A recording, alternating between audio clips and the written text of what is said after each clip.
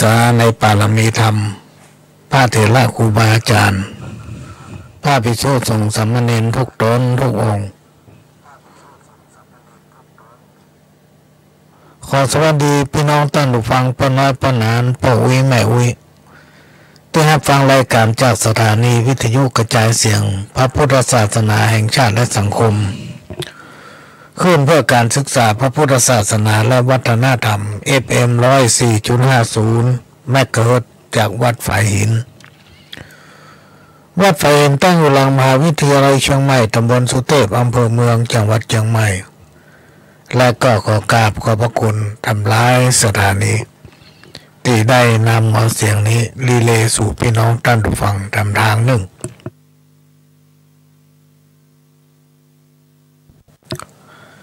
เพื่อสนับสนุนรายการสารธรรมกรรมเก่าข้าวห้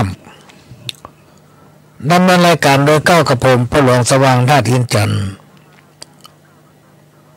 ศูนย์เรียนรู้ชุมชนโครงการอันเนื่องมาจากพระราชดำริหมู่บ้านเฉลิมพระเกียรติกองทุนแม่ของแผ่นดินบ้านต้าล่องขี้ควายตำบลสันติสุขอำเภอเมืองจังหวัดเชียงใหม่มาอู้จาพบปะกับพี่น้องท่านผู้ฟังก็จะได้นำเอาสปะสาระมาเล่าโอ้สู่กันฟังเป็นการเปลี่ยนบรรยากาศหลังจากพี่น้องท่านผู้ฟังได้ฟังธรรมะสาระต่างๆจากพระเถระครูบาอาจารย์จากป้าน้อยป้าหนานและผู้จัดรายการของสถานีวิทยุวัดฝายหินซึ่งเปิดถ่ายทอดออนไลน์เผยแพร่สาระธรรมคำสอน24 ชั่วโมงช่วงนี้ก็มาเปลี่ยนบรรยากาศฟังขโยมเก่าอู้สลับกับเสียงเพลงข้าวห้ำสาระธรรมกรรมเก่าเพื่อนำมาฝากเป็นข้อคิดสำหรับพี่น้องท่านผู้ฟังที่สนใจสิ่งไหนคำอู้ใดที่ฟังแล้วหันว่ามันมีประโยชน์ก็ขอฝากไว้ประดับสติปัญญาสิ่งไหนคำพูดใดที่ฟังแล้วทำให้พี่น้องท่านผู้ฟังบ่ม่วนอกบ่ม่วนใจก็ต้องขอสุมาอภัยตัว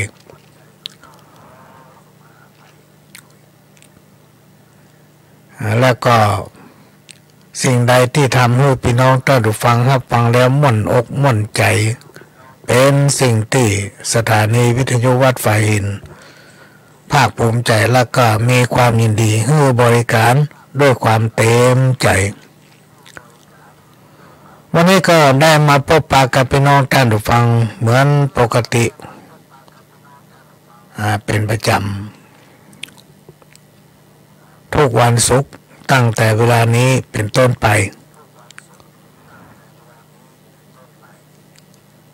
วันนี้เราจะอยู่ด้วยกันถึง5 ทุ่มพี่น้องท่านผู้ฟัง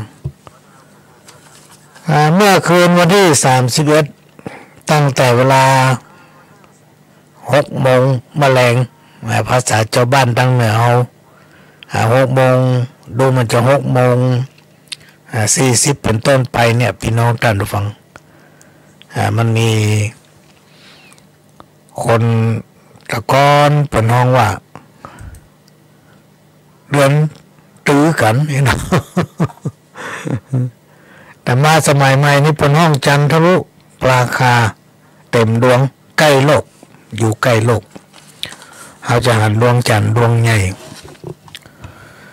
ซึ่งจากสมัยตะก้อนนะพี่น้องท่านผู้ฟังประหลวงจำได้สมัยนั้นอยู่วัด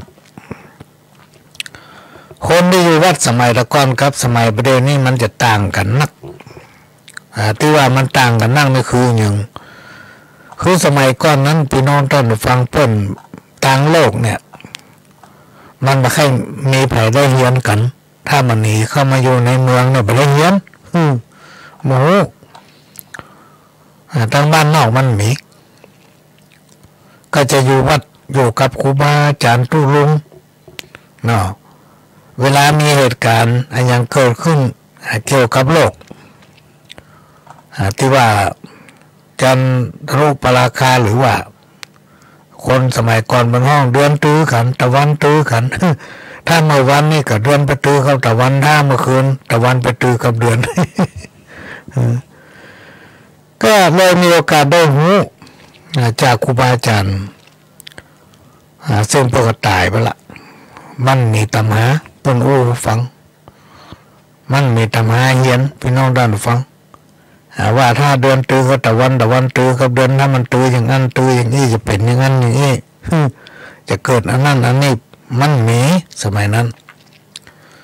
เป็นจะรู้เป็นคำสั้นๆโดยที่เฮานี่ก็บ่กล้าถามไปบ่กล้าถามต่อคือสมัยตะก่อนนั้นถ้าเป็นละอ่อนถ้าคนใหญ่เพิ่นบอกมันบ่ดีก็ตึกบ่ดีลูกทุกคนก็จะว่าสืบตามกันไปว่ามันบ่ดีมันมีไปถามต่อหรอกว่ามันบ่ดีมันเป็นจะได้มีไปถามสมัยก่อนที่ว่าดีเพิ่นก็จะบอกว่าดีที่ว่าบ่ดีเป็นอย่างนั้นมันบ่ดีกันแล้วล่ะมีไปถามแต่ในยุคปัจจุบันนี่มันมีโหราศาสตร์มันมีนักพยากรณ์มันมีนักศึกษาหลายแขนงก็เอามาประชาสัมพันธ์เอามาบอกมากล่าวกันว่าจันทรุปราคาเป็นเงามืดทำเมื่อมองหันดวงจันทร์มาหันหรือว่าทำเมื่อดวงจันทร์นั้นถูกบดบังเต็มตัวเลยแล้วก็มาใกล้โลก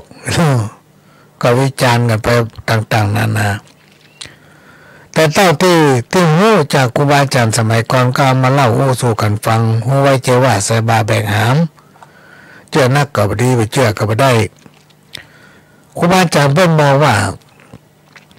ลักษณะเป็นสีแดงหรือว่าเป็นก้อนเลือดหรือว่าเป็นสีข้างสีอย่างเงี้ยพี่น้องท่านฟังมันบดบังมันทำให้มหันมันทำให้ดวงจันทร์มันมืดไปช่วงระยะหนึ่งใช้เวลาหลายชั่วโมงคนตะก่อนเปิ้นโอ้ว่าถ้าว่าคนใดดวงอ่อนเกณฑ์ชะตาลงเกณฑ์ชะตาบ่ค่อยดีมาตลอดปี2560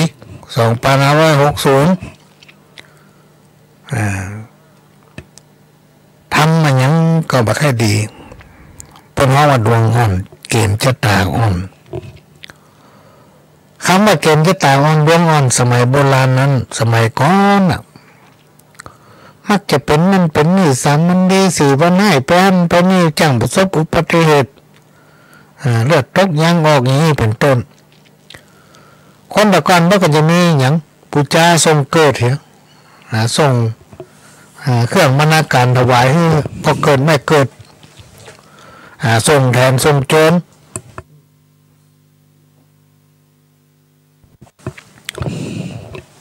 หรือว่ามีอุบัติเหตุเกิดขึ้นกับชีวิตอยู่เป็นประจำตลอดทั้งปีก็มักจะมีการส่งเคราะห์แต่ถ้าเจ็บเป็นมาได้ก็เป็นอ่อนแน่นมาหายสักเตือเพิ่งเคยสืบชะตาอย่างนี้เป็นต้นหรือว่าเอาง่ายๆสำหรับคนที่พอมีสตังค์ถ้าเอาสืบชะตานี่มันเสี่ยงเงินหลายร้อยสมัยก่อนน่ะพี่น้องท่านผู้ฟังจะสืบชะตาตระกูลบ้านต่างการต้องมีพระเถระส่งองค์เจ้ามีป่ออาจารย์ต้องดาครัวต้องแจ้งเงินเป็นหลายร้อยสมัยก่อนเงินมันมีกะก็เลยเรื่องเอาเป็นปุจาสืบชะตาหรือว่าปุจาธาตุนะก็มีเครื่อง108ใส่ในสตวงกระดาษเต็มบ้านเหมือนกันเนอะก็มีไม้กำอย่างอันมีเตียนสีคิงเตียนปุจาสืบชะตาปุจาโจกสะดอกเคาะ3 เล่มก็ไปที่วัดแผงขันดอกไปพระเถระครูบาอาจารย์หรือว่าปนปนานต้านพงก็จะได้กล่าวโอกาสแล้วก็สิ่งที่ละมาได้ก็คือเข้า49 ก้อนมีขันดอกเนาะน้ำก็มีส้มปล่อยเข้า49 ก้อนใส่ในถาดก็ไปถวายที่พระธาตุหรือในพระวิหารอย่างนี้เป็นต้นและปนบอกว่าถ้าปีนั้นมีดวงจันทร์หรือว่าตะวันตื้อกันโอ้เป็นภาษาชาวบ้านเขาเนี่ยพี่น้องท่านผู้ฟังจันทรุปราคานี่มันเป็นกรรมที่เป็นสมัยใหม่สมัยก่อนต้นด้วยว่าอย่างนี้อันนี้มาสมัยใหม่มาเหมือนมานี่หลาบกี้10 ปีมาเนี่ยแต่ก่อนนี่เป็นห้องเดินตื้อกัน เดินตื้อกันสมัยนั้นโหนก็ยังบ่ค่อยมีเลยคำว่าโหนจะมีเฉพาะตามโบราณที่เราเคยหู้เนี่ยพี่น้องท่านฟังคำว่าโหนเนี่ยจะอยู่ประจำในวังบุญตามตำนานมาเก่าเนี่ยถ้าเมืองไหน พระเจ้าอยู่หัวพญาเจ้าเมืองเพิ่นจะเสด็จไปประพาสป่าไปประพาสบ้านประพาสเมืองไปดูความเดือดร้อนของบ้านของเมืองเพิ่นจะห้องโหนไปตักไปถามโหนก็คือหมอหลวงคนที่มีความรู้สามารถบอกลบคูณหารได้ว่าวันนี้มันจะเกิดอะไรอย่างขึ้นในบ้านในเมืองพวกมันจะเกิดอย่างขึ้นเนี่ยในนิทานพี่น้องท่านฟังนิทานชาดกที่เป็นเปรียบเทียบยกมาอธิบายจนกระจ่างวันนี้พระเจ้าพรหมทัตพรหมเสนจะออกประพาสป่าโหนมาถามทุกเจ้าโหนจะต้องเข้าเฝ้าพญาเจ้าเมืองพญาเจ้าเมืองจะถามว่านี่บ้านเมืองจะมีหยังบ่มีหยังพระเจ้าข้าพญาเจ้าเมืองก็ได้เสด็จอย่างสำราญพระทัยถ้าบอกว่าวันนี้จะมีคนบุญมาเกิดในบ้านในเมืองเราในอนาคตมันจะได้เป็นสีกับบ้านกับเมืองมันจะได้ช่วยเหลือบ้านช่วยเหลือเมืองก็จะค้นหาว่าวันนี้มีลูกใครเกิดพ่องถ้าว่าตักโหนหลวงตักมาว่าวันนี้จะมีคนมาเกิดในบ้านเราเป็นประจายเนอะใหญ่ขึ้นมามันจะเป็นกะลีบ้านกะลีเมืองมันจะ เกิดความวุ่นวายขึ้นกับบ้านกับเมืองเสาะหาลูกแล้วมันแม่นสมัยนั้นสมัยก่อนเนี่ยพี่น้องท่านผู้ฟังเพิ่งจะตักไว้อันนี้ก็มายกเทียบให้ฟังว่าสมัยโบราณนี่ก่อนพุทธกาลก็มีเรื่องเนี้ยเกิดขึ้นพอมาถึงวันที่31ก็มีจันทรุปราคาเป็นเงามืดเกือบมหานะมีสิ่งหนึ่งเข้าไปบดบังจนเกือบมิดครูบาอาจารย์สมัยก่อนเป็นว่าถ้าคนดวงอ่อนหรือว่าเกณฑ์จะตาบ่ค่อยดีในปีนั้นในปีที่ผ่านมาดวงอ่อนนี่คือจะตาลงคนเฮานี่3 ปีดี3 ปีให้นะพี่น้องท่านผู้ฟังแต่มีหน้าพอหน้ามหันแข่งรถแข่งเรือแข่งได้แข่งเวทนาอาวาสนาเกณฑ์จะตานี่แข่งกันมาได้ผมบอกว่าดวงคุณธรรมกำลังเข้าครอบงำเพราะนั้นคนไหนที่มีคุณงามความดีหรือว่าทำความดีนักแม้ว่าเกณฑ์จะตาตรมดีในปีนั้นตลอดปีแต่ก็ทำความดีมาโดยตลอดอย่างต่อเนื่องมาท้อ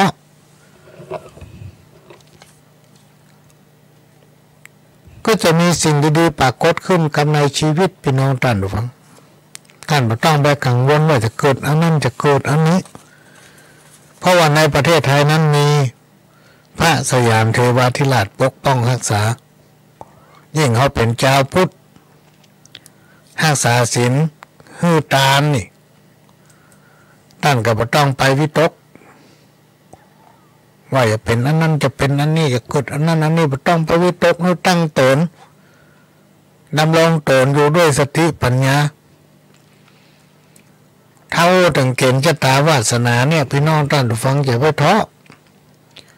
ถ้าเราทำไปเราก็ได้ถ้าเราบัดทำเราก็ไม่ได้เหมือนกับบุญเนี่ยที่เป็นเปรียบเทียบไว้เราจะมีเงินมีทองกล่องทั้งหมดโดยมีเป็นแสนเป็นล้านแต่เรามาเนี่ยการทำงานอย่างใจอย่างเดียวมันก็เสี่ยงคนไหนที่มีบุญเขาเกิดมาได้อยู่ดีกินดีม่วนอกม่วนใจปัญญาตั้งหลายมาใกล้โลคาอุบัติตั้งหลายก็มาใกล้ได้อยู่ดีกินดีมาโดยตลอดใครนุ่งเสื้ออย่างได้ก็ได้นุ่งใครใต้กระเป๋าอันใดใครไปไหนใครหันอะไรอย่างใครได้อย่างได้หมดพอมีสตางค์แล้วก็มีบุญแต่ถ้าเขามาทำบุญต่อพี่น้องท่านผู้ฟังเขามีสตางค์แล้วเขามาหาต่อเนี่ยใจจริงๆมันเสี่ยง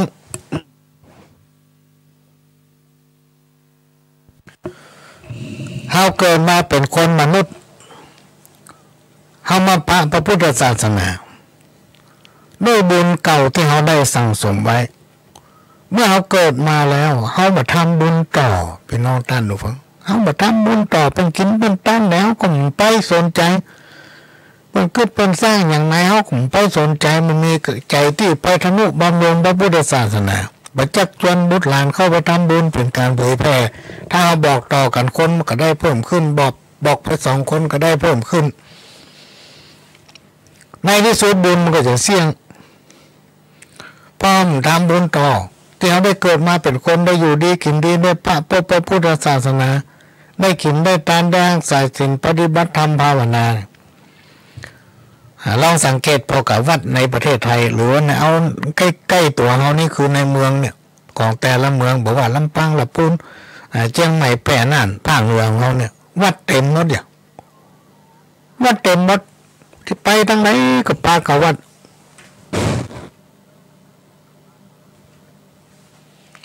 สมัยหลวงพ่อเปิ้นไปเทศน์เปิ้นยังบอกว่าวัดในบ้านในเมืองเราถึงวันนี้นักบางที่บางแห่งวัดติดวัดไปที่ไหนก็ปะกระดูเจ้าพระเนนน่าประทับใจคนที่เปิ้นเริ่มใส่ในพระพุทธศาสนาคนที่เปิ้นเคารพในวาสนาชะตาหน้าบุญที่ได้เกิดมาปะพบเพราะว่าคนเฮานั้นมันเกิดยากเฮาเกิดปุ๊บปะในสิ่งที่ดีๆแต่เฮาปฏิบัติในสิ่งที่ดีๆในที่สุดบุญที่เราได้รักษาไว้ตั้งแต่อดีตฝังชาติมันส่งผลมาถึงปัจจุบันก็จะหมดพี่น้องท่านผู้ฟังถ้าบุญหมดนี่นะสง่าราศีก็มีความทุกข์รุ่มร้อนเข้ามาถึงจิตใจบอกว่าลามไปถึงญาติมิตรลูกเต้าเหล่าหลานก็ไปอยู่ร้อยฝังกรรมมักจะมีเหตุเกิดขึ้นเป็นประจำวันเพราะว่าบุญมันหมดกับบุญเรามีเขาเกิดมาเป็นคนพบปะแต่สิ่งดีๆทั้งนั้นเราไม่ยอมรับเราไม่ทำในที่สุดบุญเก่าหมดบุญใหม่ก็ไม่ได้สร้างมันก็มีมาช่วยแล้วคนเราในยุคปัจจุบันมันเป็นยุคอโพโลสมัยเทคโนโลยีถ้าใครหันไปเอาโทรศัพท์กลับมาแยงกันเดียวก็หันละโผล่มาทางโทรศัพท์มันโผล่มาทางโทรศัพท์มันเป็นสมัยที่มีการพัฒนาก้าวไกลมันก้าวไกลไปเกินกว่าที่หลายๆคนพี่น้องท่านผู้ฟังจะรับได้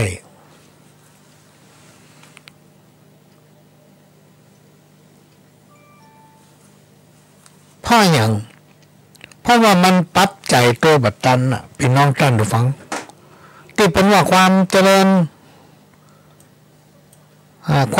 ญรุ่นหน้าเนี่ยมันลุดเกินมันเตียวไปตั้งหน้าเกินที่เราจะปรับใจเขาตัวหามันตันอันนี้ก็เป็นสิ่งที่นำมาเล่าสู่กันฟังในวันนี้เพราะว่ามีหลายคนบอกว่านอนบ่หลับแต่คืนนี้ผมนอนอย่างได้ตึงบ่หลับปวดหลวงตึงปะเป็นส่วนตัวแล้วก็เขียนลายส่งมาคือโทรมาหาทันผมนอนบ่หลับเป็นจะได้ถึงนอนบ่หลับเพราะหยังหมู่มันหยังจะไปขึ้นนั่งเน้อเนาะต้องกระวนกระวายอย่างก็อยู่ไปตามหน้าที่ของเราทำไปตามหน้าที่ของเราเป็นวันเขามีหน้าที่อย่างถ้าเขาเป็นเจ้าบ้านเป็นอย่างเขาก็ไปเหรอเป็นห้องอย่างถ้ามีเวลาก็ไปวัดวามีการมีงานเขาก็ไปเขามีสตางค์ก็แหงไปช่วยหน่อมือซิมิ้วก็ได้บุญตั้งบ้านตั้งจองบนห้องประชุมก็ไปบนพัฒนาก็ไปตามหน้าที่ถ้าวันไหนห้องไม่ได้อยู่ที่ภารกิจก็ไปบอกเขาเปิดว่าวันนี้ผมได้อยู่เนอะมีการมีงานก็ช่วยเพิ่งก็อยู่ไปแยกกันมีอย่างก็กินกันไปต่อสู้ไปชีวิตคือการต่อสู้วันนี้เขาวันเขาเนี่ยอย่างทุกวันวันเนี้ยทุกคนอาจจะรู้ว่าวันนี้กูเนี่ยอย่างมาบ้องเนี่ยมาถึงประเดี๋ยวเนี่ยมันเป็นอันเป็นเอกแต่ละคนสรุปได้หมดนั่นคือการปฏิบัติชีวิตประจำวัน แต่วันพวกนี่ไผ่บอกพี่น้องท่านผู้ฟังบางคนหูอย่างเดียวว่าพวกคุยต้องไปบกสวนพวกคุยต้องไปหว่านกล้าพริกวันนี้คุยต้องปลูกพริกวันนี้เขาจะต้องไปหว่านข้าวในนาเพราะบ้านเมืองเขาสมัยปัจจุบันเนี่ยนา3 ฤดูบางที่4 ฤดูก่อน3 เดือนเกี่ยว3 เดือนเกี่ยว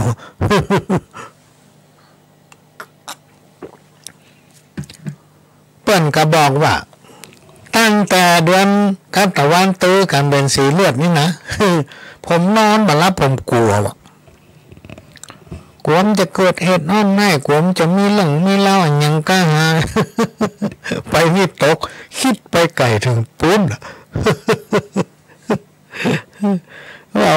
ไปวิตกมันอย่างเนาะเขาเป็นมนุษย์คำว่ามนุษย์เนี่ยเป็นสัตว์ที่ประเสริฐพี่น้องทั้งหลายมนุษย์คนเขาเนี่ยทุกคนเนี่ยท่านจะไปมองกล้าตัวเองต่ำคนที่เกิดมาเป็นคนมนุษย์นี่คือผู้ประเสริฐกว่าสรรพสิ่งตั้งใดตั้งหลายในโลกทุกคนน่ะพี่น้องท่านผู้ฟังบอกว่าละอ่อนไปถึงคนใหญ่บอกว่าคนทุกคนตนคนมั่งคนมีคนดีคนให้เป็นผู้ที่มีความประเสริฐต่อสรรพสิ่งตั้งหลายใดๆในโลกนอกจากตัวเขาเองลดตัวเขาลงไปลดตัวเขาลงไปลดค่าของตัวเก่าลงไปลดค่าของความเป็นคนลงไปเคารพนับถือในสิ่งที่เขาอยู่เหนือเขาพี่น้องท่านผู้ฟังลองไปคิดพอเถอะก็ได้บอกให้เปิ้นไปว่าไปกลัวหยังอยู่ใต้ลุ่มฟ้าเกณฑ์ชะตาชีวิตวิถีชีวิตของคนเฮาเนี่ยมันมีเดินไปตามเส้นไผ่มันแล้วแต่บุญวาสนาของไผ่มันที่ได้สร้างไว้ทำดีก็จะได้ดีทำบ่ดีก็จะได้บ่ดีบ่ต้องวิตกกับสิ่งที่มันยังมาบ่ถึงพ่อคำสอนของครูบาอาจารย์ท่านมีเปิ้นบอกว่าพี่น้องท่านฟังเปิ้นบอกว่ามีปัญหาใดที่แก้บ่ได้คำโบราณมาเก่าเปิ้นนึกว่าเตรียมไว้หรอป้ายจ้างเข้าสู่วังงาป้ายจ้างเข้าสู่วังงาคนเฮาทุกวันนี้เปิ้นมีคำเปรียบเทียบว่าเมื่อถึงข่าวโม้ยไผก็ช่วยบ่ได้พี่น้องท่านผู้ฟังเมื่อถึงข่าวโม้ยไผก็มาช่วยเหลือไผบ่ได้เพราะมันเป็นเรื่องของไผของมันก็อยากเข้าโทรศัพท์ไปบ้านไปหาเมียไปหาผัวไปหาลูกขอกินข้าวแกงนี่แม่กำต้นเดือนนี้ใจสั้นขนาดเนี่ยลูกกินที่บ้านมันก็ใจยืมแทนกันได้หรอเพราะนั้นเป็นเลยมีสิ่งเปรียบเทียบให้ฟังเมื่อถึงข่าวโม้ยไผก็สามารถที่ช่วยได้ต่อให้มียานวิเศษเหาะขึ้นไปอยู่บนสวงสวรรค์ก็จะต้องภาคลงมาจากวิมานนี่เป็นการที่ผมเปรียบเทียบไว้เป็นอุทาหรณ์สอนใจคือคนทั้งหลายเมื่อถึงข่าวมอดมวยไผก็ช่วยมาได้ต่อให้เหาะขึ้นไปอยู่บนสวงสวรรค์ก็จะต้องภาคตกลงมาจากวิมานเพราะว่าในยมโลกหรือยมบาลนั้นต้านบรับสินเบิน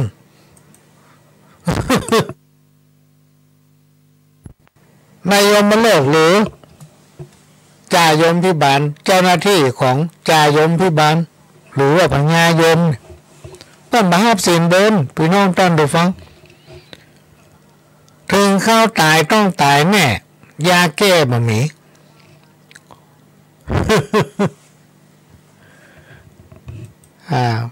พอเขาว่าหมอเนี่ยมันต้องจะตายไล่นะไปบนมันไว้เอาเข้าตอกไม่ไปบนขอมือมันตายเตื้อรอไปก่อนเถอะ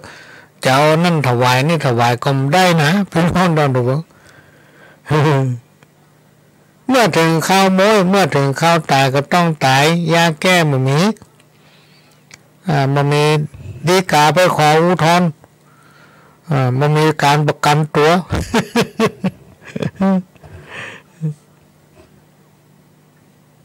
ถึงจะเป็นเจ้าหรือมหาโจร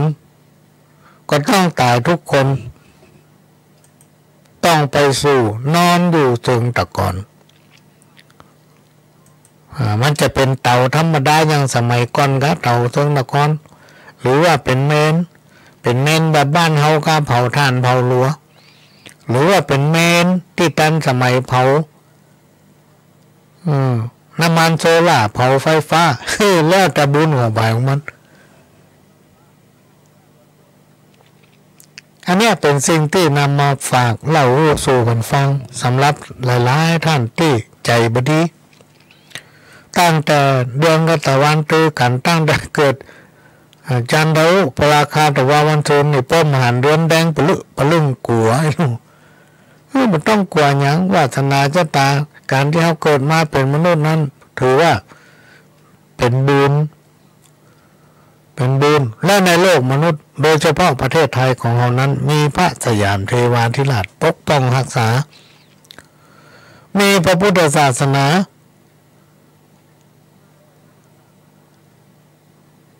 ปกป้อง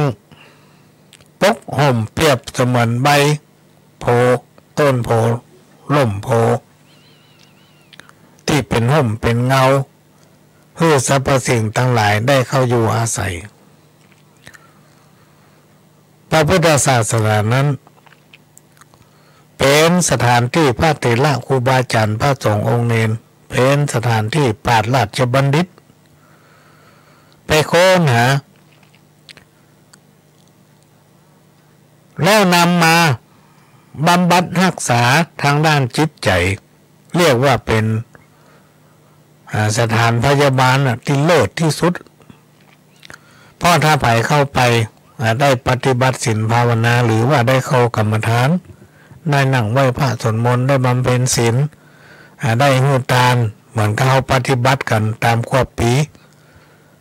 วันพระวันศีลบ่เคยละเคยขาดได้ทนุบำรุง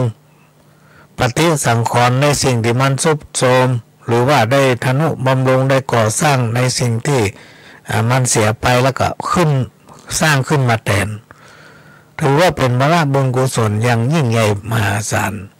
ที่จะนำเราไปสู่สุคติสัมปรายภพได้ในอนาคตเพราะในที่สุดคนเราโดยเฉพาะชาวพุทธพี่น้องท่านผู้ฟังถ้าเราจะตายเขานึกถึงอันอย่างมันมีไผ่มายืนยันเพราะคนที่ตายกันไปเนี่ยมันมีไผ่พลิกคืนมาสักคน ตายกันรวดไปหมดคนใกล้จะตายเนี่ยสิ่งที่มันจะนึกถึงข้างแรกพี่น้องท่านผู้ฟังยกเว้นคนที่ประสบอุบัติเหตุตายตกต้นไม้ตกน้ำจมบังเนี่ยมันไม่ได้ขึ้นอย่างสัญญาเพราะมันเป็นอุบัติเหตุที่ต้องตายปัจจุบันทันด่วนแต่คนที่เป็นตะลงพญาตหรือว่าคนที่เป็นหมดอายุบ่ได้ตะลงพญาตก่อนที่จะเสี่ยงลมหายใจนี่ในจิตสำนึกของคนเฮาที่เป็นห้องว่าเตโจวาโย ถ้าใกล้จะตายจิตใจมันจะแตกจิตมันจะแตก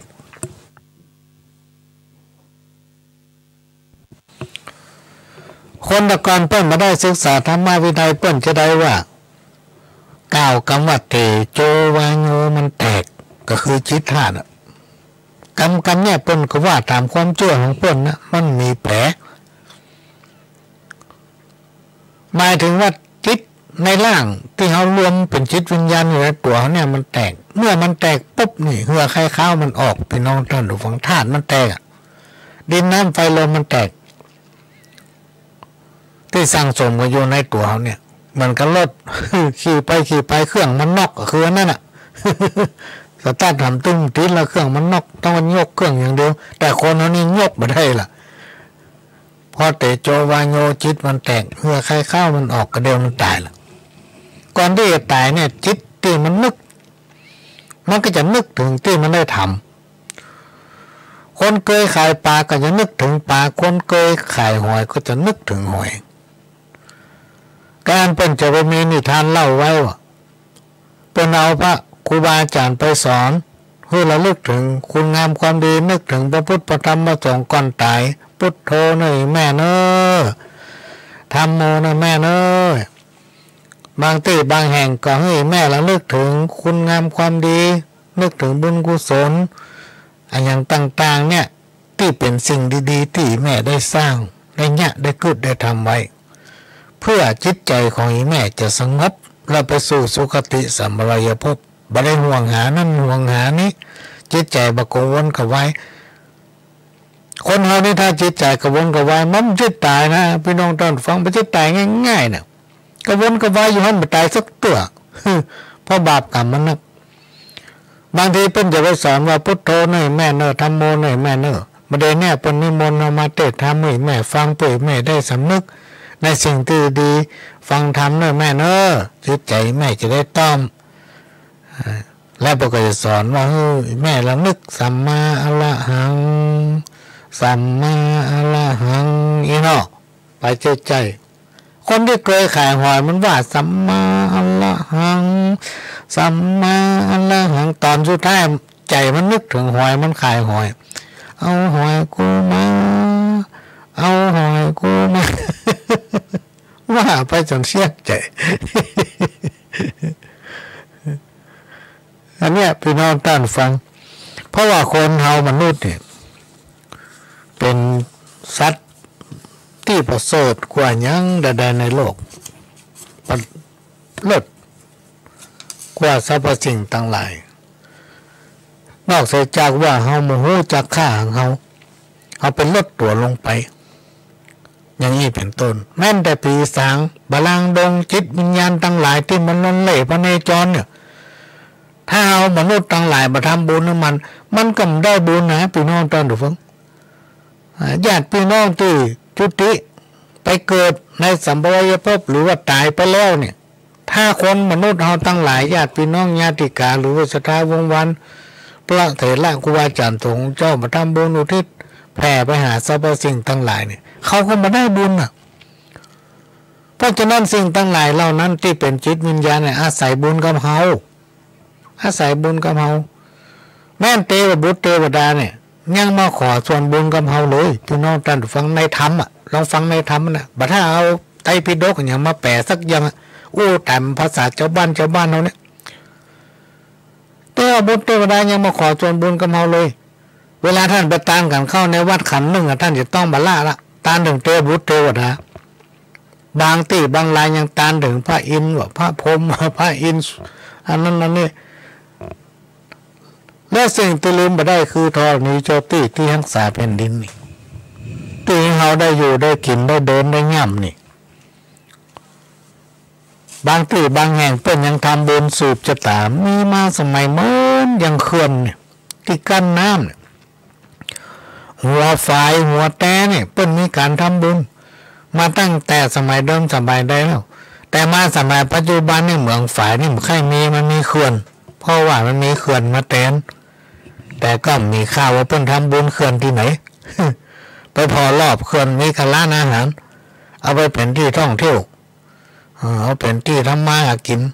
ไปตกปลาบ้องปลาตัวใหญ่ตัวหลวงมันอยู่ในเขื่อนน้ำมันลึกเนาะสมัยก่อนนี่เมืองฝายนี่จะมีการทำบุญสืบชะตาทุกปีสมัยก่อนมันมีมาเมื่อแล้วพี่น้องท่านผู้ฟังปู่ย่าตายายเขาเป็นมีความเชื่อถืออย่างนั้นผีสางนางไม้เจ้าที่เจ้าตังทอนี้บอกว่าจะรักษาในน้ำในนาในต่งในไห่ในสวนในวัดในวาในบ้านในเมืองจะได้รับส่วนบุญรวมไปถึงเทวบุตรเทวดาที่รักษางานสถานที่แห่งนั้นจะได้รับบุญและบุญทั้งหลายเหล่านั้นจะปิ๊กมาหาไผ่ปิ๊กมาหาเฮาคนทำพี่น้องท่านผู้ฟังปิ๊กมาหาคนทำเป็นก็จะยิ้มดีเมื่อเป็นยินดีจิตใจเฮาจะมุ่นสังเกตพอถ้าไปทำบุญทำด้วยจิตเนอะอันบริสุทธิ์ไม่ใช่ว่าทำไปด้วยความบังคับทำไปเพราะให้มันพร้อมเปิ้นทำไปด้วยความต่ำใจอันนี้หมูแต่ถ้าทำด้วยจิตใจบริสุทธิ์จิตใจเริ่มจะม่วนอันนั้นคือผลบุญที่เราทำไปมันปิ๊กสนองมาถึงเราที่ดีเจ็บบ่เจ็บที่ดีเป็นบ่เป็นกรรมที่เป็นว่าทำบุญกันเตอะมันบ่เสียหลายจักได้สบายในวันตั้งหน้า อันเนี้ยพี่น้องท่านผู้ฟังมันหาสิ่งไหนที่มาเปรียบเปรยไปได้แล้วนี่คือเป็นกรรมที่จริงๆไม่ใช่กรรมที่เป็นแปลงแต่งแต้มขึ้นมาเพื่อจุคนหลอกคนความดีบดีอยู่ในตัวของเราทุกคนไม่อยู่ที่ไผ่สักคนอะอยู่กับทุกคนบอกว่าคนดีคนจนคนมั่งคนมีบอกว่าจะเป็นเจ้าหรือมหาโจรสิ่งที่ดีบดีอยู่ในตัวของเราจุคนอื่นได้แต่จุตัวเก่าไม่ได้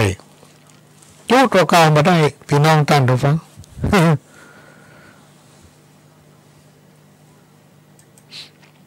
ก่อนที่จะนำเอาสาระสัปปะพี่น้องท่านผู้ฟังมาเล่าสู่กันฟังขณะนี้พี่น้องท่านผู้ฟังก็กำลังรับฟังรายการสาระสัปปะโดยเก้ากับผมปหลวงสว่างธาตุอินจันทร์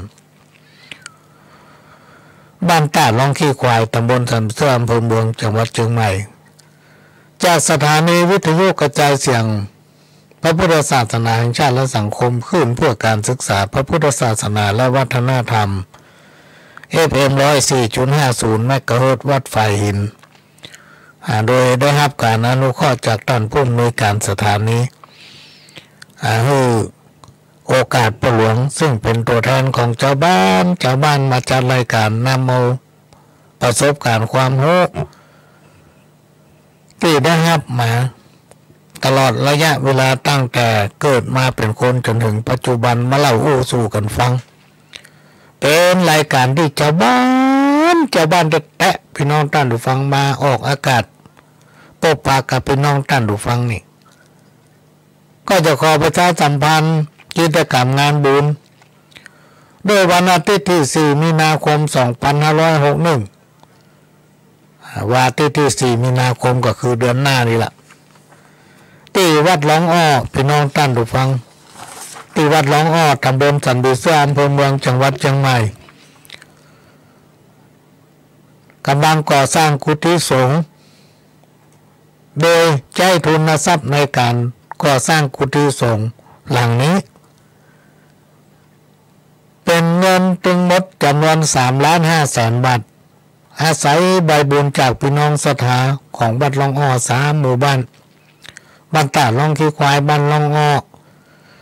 บ้านหนองป้อมบ้านสันหมู่ที่ 4เนี่ยเป็นมี3ปอกหมู่ที่ 5บ้านขัวโกและพี่น้องศรัทธาตายกตายกาที่เป็นปออกแม่ออกเป็นศรัทธาอุปถากอุปถัมภ์วัดหลองอ้อทำหลายพื้นที่เพราะว่าจะเป็นกรุงเทพมหานครในเมืองเชียงใหม่ได้ช่วยกันทนุบำรุงตั้งแต่เริ่มวางศิลาฤกษ์จนสร้างกุฏิสงฆ์มาถึงวันนี้ได้ข้าง20%ได้ 80% ละก็มีความประสงค์ว่าจะสร้างให้มันเสร็จและเดือนเมษายนนี่ก็จะทำบุญสักเล็กสักน้อยแล้วก็จะนิมนต์พระสงฆ์องค์เนรขึ้นไปอยู่ละเพราะอย่างต้องเร่งพี่น้องท่านได้ฟังเพราะว่ากุฏิหลังเก่าอยู่มาหลาย10 ปีแล้วเป็นไม้ที่มีความเก่าแก่ขนาดว่าเคยมีไฟลัดวงจรนี่ไหม้ไป2 ตัวละถ้าเอาบัตรทันไหม้วอดตรงหลังแน่และตั้งแต่วันนี้เป็นต้นไปจนถึงเมษาพฤษภามันจะเข้าสู่หน้าฝนหน้าลมที่คนมาก่อนเป็นว่าลมหลวงลมปีใหม่มันจะเข้าสู่ความแห้งแล้งบางอย่างเนี่ยมันมีปัญหาก็เลยจะเร่งสร้างให้มันเสร็จเราจะนิมนต์พระสงฆ์องค์เนรขึ้นอยู่บนกุฏิหลังใหม่กุฏิหลังเก่าก็มาอู้กำว่าจะแย่อย่างไรเพราะฉะนั้นในวันอาทิตย์ที่ 4 มีนาคม 2561ตั้งแต่เวลา 9 โมงเป็นต้นไปก็จะมีการถวายลูกนิมิตจำนวน 9 ลูกโดยลูกนิมิตเป็นจะมาทรงในวันที่ 10 นี่ละ10 กุมภาพันธ์นี้หลังจากถวายลูกนิมิตจำนวน 9 ลูกก็จะมีการทำบุญถวายพระป่าสามัคคีเพื่อนำปัจจัยและได้สมทบทุนในการก่อสร้างกุฏิสงฆ์เรียกก็จะได้เชิญพี่น้องศรัทธานักศีลนักบุญทั้งหลายขึ้นสู่พระวิหารเพื่อทำบุญสูบเข้าพิธีสูบชะตาหลวงโดยในวันที่ 4 มีนาคม 2560เวลา 9 โมงเป็นต้นไปนั้นได้รับเกียรติจากท่านผู้อำนวยการปวสภาค 5และคณะ เจ้าหน้าที่หัวหน้าส่วนหลายๆฝ่ายของปปส.ภาค 5ให้เกียรติเดินทางมาเป็นประธานในพิธี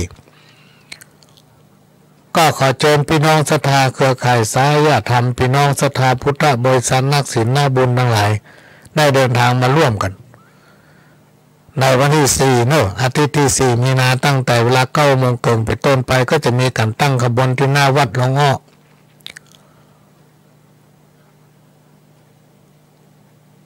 เพราะว่าวันหลวงอ้อนั้น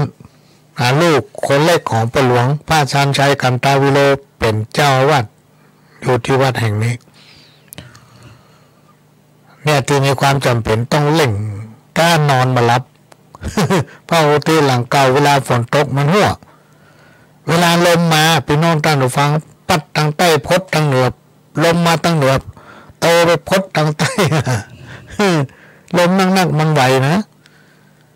เพราะนั้นกลัวมีปัญหาในช่วงเมษาในช่วงหน้าแล้งในช่วงฝนช่วงลมก็ขอเจริญพรว่าอนุโมทนาบุญบอกบุญพี่น้องท่านผู้ฟังได้ร่วมอนุโมทนาโดยพร้อมกันก็ขอกราบขอบพระคุณเจ้าภาพที่เป็นเจ้าภาพลูกนิมิตปั้นจามาส่งวันที่10นี่ละเนอะจากปุ้นลพบุรีก็มีคุณพัฒนันท์แสงปันหรือว่าคุณพี่เพนบ้านท่าวางตาลนะบ้านบวกโคกเหนือตำบลท่าวางตาลอำเภอสารปีจังหวัดเชียงใหม่พร้อมกับคุณสิริสุภาวันโซโลคุณกิ่งแก้วหอมสมคุณสมศรีแสนกลางเมืองคุณปิยาพรแสงปันคุณแสงทองบุญปันคุณกมลพรบุญปันคุณดวงตาวุฒิศิลป์คุณภัตการวุฒิศิลป์ทั้งหมดนี้ร่วมกันเป็นเจ้าภาพเจ้าสถานลูกนิมิต3 ลูกขออนุโมทนาสาธุเพิ่งจะมาส่งวันที่10นี้แล้วก็คุณอ้ำคุณนุ้ยเป็นเจ้าภาพลูกนิมิตลูกเอกจำนวน1 ลูกแล้วก็เพื่อนของคุณอ้ำคุณนุ้ยกรุงเทพมหานครชื่อมีนายหมูลืมเป็นเจ้าภาพเจ้าสถานลูกนิมิตลูกโท1 ลูกพระอาจารย์ชัยกันตาวิโรท่าทินจันทร์เจ้าวาดวัดหลวงอ้อเป็นเจ้าภาพเจ้าสถานลูกนิมิต1 ลูกประหลองสว่างท่าทินจันทร์เป็นเจ้าภาพเจ้าสถานลูกนิมิต1 ลูกคุณอ้อคุณโจเซฟคุณศิริลักษณ์ซ้ำชองคุณโจเซฟอุดมผลเป็นเจ้าภาพลูกนิมิต1 ลูกคุณอำไพข้าภูคำเป็นเจ้าภาพลูกนิมิต1 ลูกก็ต้องขออนุโมทนาบุญกับผู้ที่เอ่ยนามไปแล้วผู้ประสบความสำเร็จในกิจการงานทุกด้านและในวันที่18 มีนาคม 2561เวลาเดียวกันก็จะมีการทอดพระป่าเพื่อนำเอาปัจจัยรายได้สมทบทุนในการสร้างกุฏิสงฆ์ซึ่งมันครั้ง20%นะพี่น้องท่านผู้ฟัง20%นะถ้าเราช่วยร่วมด้วยช่วยกันเนี่ยบุญก็เกิดกุศลก็เกิดประโยชน์ก็เกิดก็คือว่าพระน้อยขโยมจำนวน90 กว่าชีวิตถึงพระน้อยขโยมเนี่ย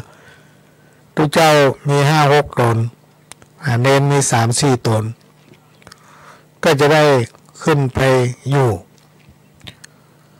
เป็นการสืบไว้จำลองไว้ซึ่งพระพุทธศาสนาเพราะพระเนนนี่จะได้ค้นหาพระธรรมวินัยเพื่อนำมาบรรยายนำมาอู้นำมาบอกให้พี่น้องศรัทธา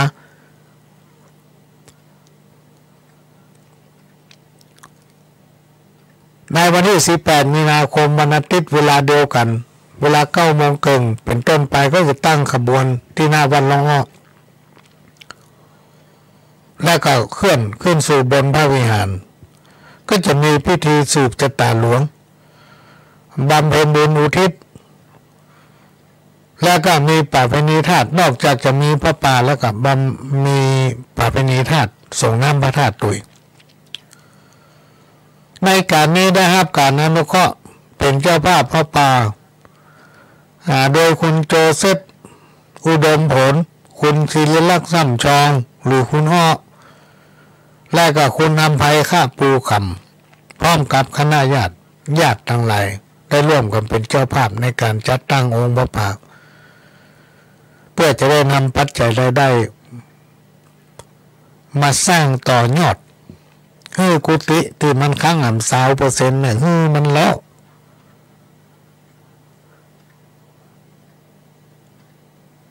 ก็ขอบอกบุญให้พี่น้องศรัทธาเครือข่ายสายธรรมพี่น้องท่านผู้ฟังทั้งหลายได้ร่วมอนุโมทนาบุญโดยพร้อมเพรียงกันก็จะมีการถ่ายทอดโดยจะใช้เวลาในการถ่ายทอดตั้งแต่9 โมงไปถึงเที่ยงวันแล้วก็บ่ายโมงพระหลวงก็มาเข้ารายการต่อไปถึงบ่าย3 โมงก็คงจะถ่ายทอดตั้งแต่9 โมงเว้นไว้ชั่วโมงหนึ่งแล้วไปถึงบ่าย3 โมงของทั้ง2 วันวันที่4 มีนาคมวันที่18 มีนาคมได้มีพี่น้องที่อยู่ต่างประเทศคอยพ่ออยู่พี่น้องท่านผู้ฟังท่าพ่อว่าถ้าเป็นเปิดพอแล้วเป็นจะอธิบายให้พี่น้องชาวต่างประเทศพอว่านี่คืออย่างนี้เป็นทำอย่าง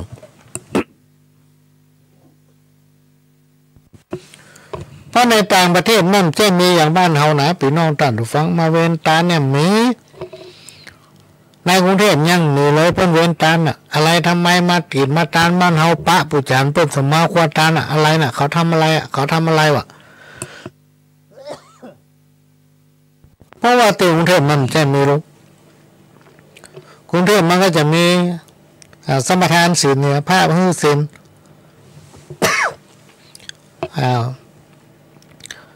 9 กรรมปริตคืออาราธนาสูตร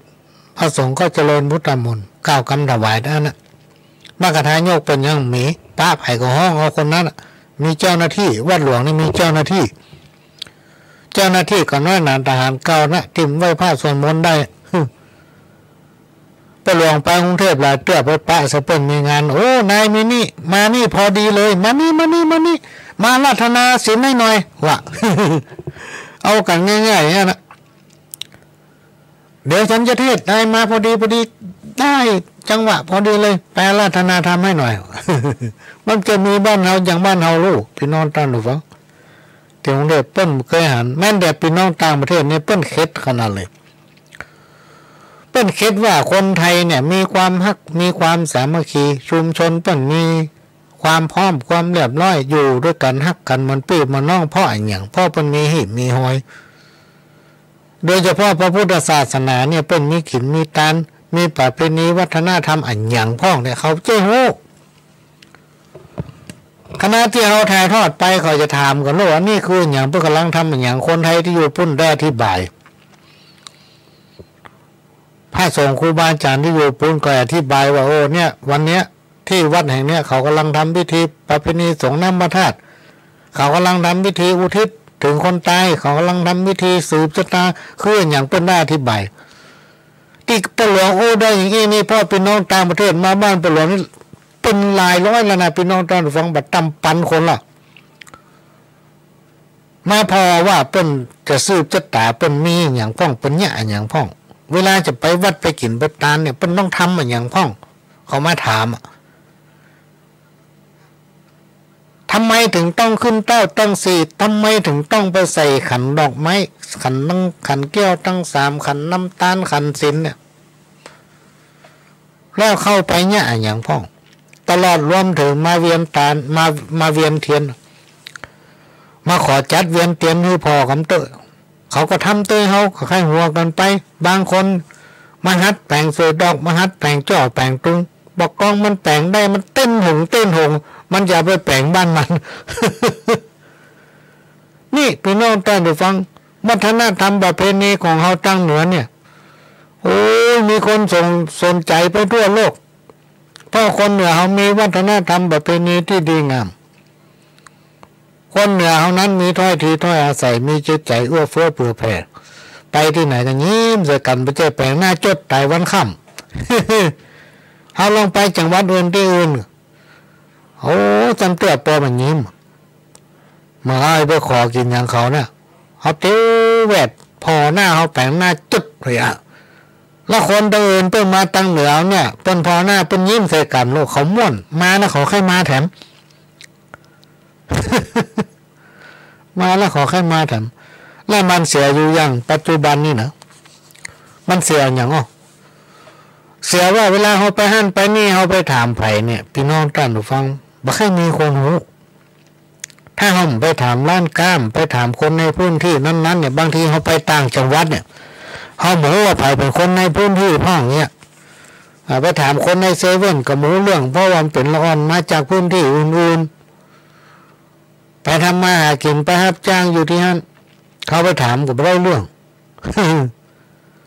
มันก็เอาไปหลงเมืองแปะเขาไปถามเขาจะไปวัดเมืองแปะวัดหลวงไปได้หาไม่รู้เหมือนกันนะเขาไม่ใช่คนที่นี่ บางทีไปถามพี่น้องไตไงเขาไม่ใช่คนที่นี่เขาเป็นคนที่อื่นที่มารับจ้างแถวนี้ซ่อหาคนถามยากขนาดปัจจุบันนี่นะการที่ว่าแผนที่อยู่ในปากเนี่ยมีปัญหา แผนที่อยู่ที่ปากนี่มีปัญหาแล้วเพราะไปถามฝ่ายว่าใครรู้เรื่องพ่อมันไม่ใช่คนพื้นที่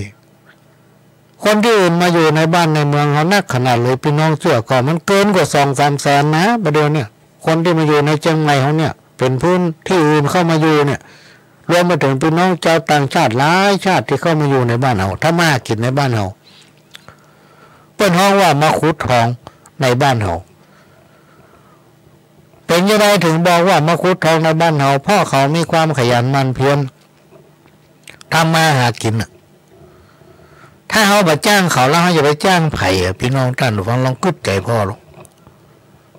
จะไปว่าโอ้คนต่างถิ่นต่างเล่าพี่น้องเจ้าไตเนี่ยลงมาหากินบ้านเขามาโลภโอกาสงานเขาหมดทำงานเขาน้อยคนเขามันเนี้ยคนบ้านเขามันเมียประเดี๋ยวนี้แต่ละบ้านลองไปเสาะจ้างคนสักวัน4 คนเขาวันละ500มันยังมีคนมาทำเลยถ้ามีพี่น้องต่างด้าวนี่แย่เหมือนกันนะพี่น้องต่างฝั่งนี่ตามความเป็นจริงน่ะที่มันเกิดขึ้นในสังคมมาถึงวันเนี่ยเพราะฉะนั้นในหลักของพุทธศาสนากำว่าต้องขยันหมั่นเพียรละอดออมจ้างกินจ้างใจมันมาสอดคล้องกับกรรมที่ขึ้นต้นรายการบอกว่าถ้าเฮามั่งมีเงินเป็นกองเป็นล้านถ้าเฮามาเนี่ยกินก็มันอย่างเดียวเสื่องไปทิติ๊ก เสื่องไปทิติ๊กถ้าเฮามีบุญได้เกิดมาเป็นคนมีตีนมีมือครบหมดมีปากมีจิตวิญญาณมีหัวใจมีมันสมองหน้าตาก็ดีตาก็ดีหูดังก็บ่แวงปากก็ดีหมดแต่เฮาไปสร้างบุญต่อก็ไร้ค่าเนี่ยพี่น้องท่านผู้ฟังเป็นสิ่งที่นำมาเล่าสู้กันฟังเป็นเครื่องประดับสติปัญญาของท่านที่สนใจถ้าหันว่ามันมีประโยชน์ก็เก็บไว้ถ้าหันว่าไปหลวงสว่างเอารายการอย่างมาไปเลยปิดวิทยุอย่ามาท่าฟัง มาท่าฟังแต่ถ้าท่านใดมีความสนใจมันข้อท่าเคยปะเต้าเตื้อขอพระด้วยความยินดีเพราะว่าชีวิตนี้ประหลวงถวายให้กับแผ่นดินละต้องขอสุมาภัยกับพี่น้องท่านฟังหลายครั้งที่ไปได้มาจัดรายการอย่าง2 วันที่ผ่านมานี่ก็ไปอบรมไปประชุมสัมมนาจัดทำโครงการในปี60เป็นโครงการเร่งด่วนกับพี่น้อง8 จังหวัดภาคเหนือ160 กว่าชีวิตเอาเป็นมานอนที่โรงแรมฮอลิเดย์การ์เด้นก็มีการอบรมที่แจ้งเกี่ยวกับการทำโครงการเกี่ยวกับการเซ็นเอกสารเกี่ยวกับการรับงบประมาณใช้งบประมาณซึ่งที่ผ่านมานั้นมันไม่ค่อยถูกต้องก็มาอบรมทำกันให้มันถูกต้องแล้ววันนี้นี่ เลยไปได้มาจัดรายการพบปะกับพี่น้องท่านผู้ฟังทั้งที่ตัวเก่านี่ความดันไป200วันนี้190 190เขาบอกให้ไปหาหมอต้องรักษาต้องไปยามากินต้องมากินนะพี่น้องท่านผู้ฟังพอมั้งเนาะถ้าเป็นประกวดว่าผ่ายความดันสูงแล้วเป็นนี่ไหนได้รางวัลที่1ที่2ที่3จะไปประกวดครับเป็นนะพอมันอาโลคยาปรมาลาภายความมีโลกจะต้องเกิดกับคนเราทุกคนก็ถือว่าได้ทำความดีความบดีมาจนสุดตีและพี่น้องท่านผู้ฟังสิ่งไหนที่มันบดีได้พลาดได้เผลอไปก็หยาดน้ำทุกวันนะเท่านี้เจ้าติเตปาหักสัมปเวจีรวมมาถึงมันพระบุรุษทอนี้เจ้าติและเทวดาที่รักษาตัวเฮาสิ่งใดที่มันเป็นบุญเป็นกุศลก็เผยแผ่ให้พี่น้องรวมมาถึงพี่น้องท่านผู้ฟังสรรพสิ่งสรรพสัตว์ทั้งหลายที่อยู่ในโลกมนุษย์เป็นว่าแต่เกิดนี่ให้ได้บุญเหมือนกันหมดเขาต้องแผ่บุญให้คนอื่นเตะบุญถึงจะมาถึงเขาบางคนไปไหว้พระในวัดไปอธิษฐานกึศว่าพระเจ้าเป็นเทพพระเจ้า สาธุของข้าเจ้าถูกหวยรางวัลที่1ที่2จุดธูปจุดเทียนไหว้สักการะพระเจ้าในโบสถ์ในวิหารในศาลาเอาพระเจ้าเป็นเทพพระเจ้าคิดผิด เอาสารรูปพระพุทธเจ้าเป็นเทพพระเจ้าไปบนบานศาลเก่าถ้าพระเจ้าปากแดงด่าหัวยกมือวัดหัวอย่าเล่นเอาวัดแว่นตาช่วยฮือหันใต้เด่นชัดช่วยกำจัดตาผ้ามัวฮือหันได้สว่างแต่ถ้าไผใจบอดแย่มากแม้นธรรมะก็มาอาจเข้าถึงช่วยนำทางเพราะว่าใจมันบอดถึงตาบอดใบแย่พอแก้ไขไปเปลี่ยนตาใหม่เลื่องลองก็มองเห็นแต่ถ้าไผใจบอดมืดมากแก้ไขยากเย็นสุดที่จะเข็นเปลี่ยนให้เป็นคนใจงามเพราะว่าใจมันบอด บางทีพี่น้องท่านได้ฟังเฮาไปบ้านที่เป็นบ้านพักคนพิการไปหันโรงเรียนของคนพิการเนี่ยเขาได้ไปหันแล้วก็พิจารณาวางใจให้เป็นกลางพิจารณาว่าคนนี้บางทีแข้งขาเป็นมันมีเป็นนั่งบนรถเข็นบางทีมันมีก้นตัวซ้ำมีก็ตัวตั้งบนนะตั้งกับไส้มันนะเป็นเอาอย่างห่อหุ้มไว้กับมือ2ข้างนี่นอนอวบท่านมีไปโจ้นอนอวบอยู่ทั้งวันค่ำถ้ามีคนมาโจ้มาได้ถึงเริ่มนอนหงาย มีก็นอนอวบกับนอนหงายนะลุกดึงได้นั่งดึงได้นอนในลอกเข็นวันค่ำ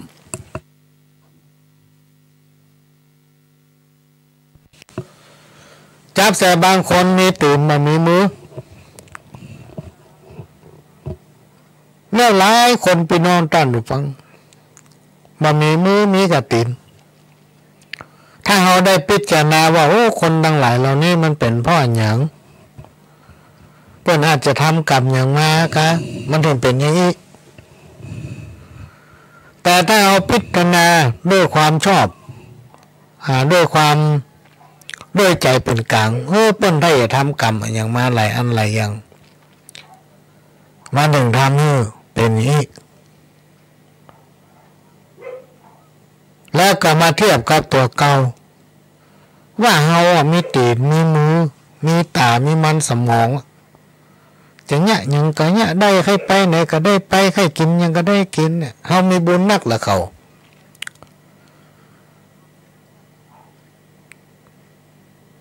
ถ้ามาถึงโอกาสเฮาก็มีนักเลยเขาเป็นปันเต้า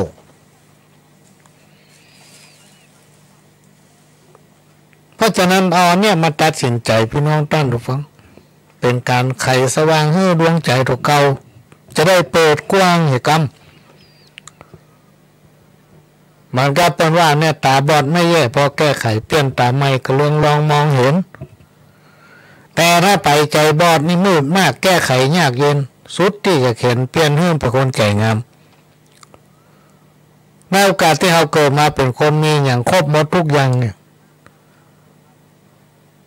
ต้องเปิดใจให้เป็นคนใจกว้างให้เป็นคนใจงามเพราะทุกคนที่เกิดมาร่วมโลกกับเฮานี้มีอายุน้อยนักบ่ถึง100 บ่ถึง100โอ้ถึงอายุน้อยนักบ่ถึง100แต่เจ้านี่ได้มีโอกาสพบปะกับอีป่อคนหนึ่งอายุเพิ่นได้75 ปีพี่น้องท่านผู้ฟังบ้านเป็นอยู่เมืองน่านอายุได้75 ปีสุขภาพร่างกายเป็นแข็งแรงสมบูรณ์กินข้าวลำกินอาหารอย่างเฮาเนี่ยมีความคิดอ่านเหมือนกับคนยุคบัดเดี๋ยวเนี่ยหูเต้าตันสามารถอธิบายบริบทหรือว่ากิจกรรมในปัจจุบันเนี่ยเป็นอย่างได้สอดคล้องกับแผนปัจจุบันแล้วก็นำเอาสาระอันเป็นกรรมเก่ามาเดิมจากพระเถระครูบาอาจารย์รวมถึงสิ่งที่ตนเองปฏิบัติถึงวันเนี่ยมาลูกหลานฟังได้เป็นตุเป็นตะมีเหตุมีผลแถมบ่พอห้องเพลงได้ด้วยแถม อายุ75 ปีพี่น้องท่านผู้ฟังประหลองก็เลยไปสัมภาษณ์พอดีบ่ได้นำเสียงเปิ้นมาตัวว่าถึงวันนี้พ่อมีความเป็นอยู่อย่างใดสุขภาพร่างกายเป็นอย่างใดพ่อกินข้าวอย่างใดพ่องตื่นมาก็กินข้าวเลยกะเมื่อตอนก็กินข้าวแมลงกินข้าวส่วนใหญ่พ่อกินหยังเนี่ย สัมภาษณ์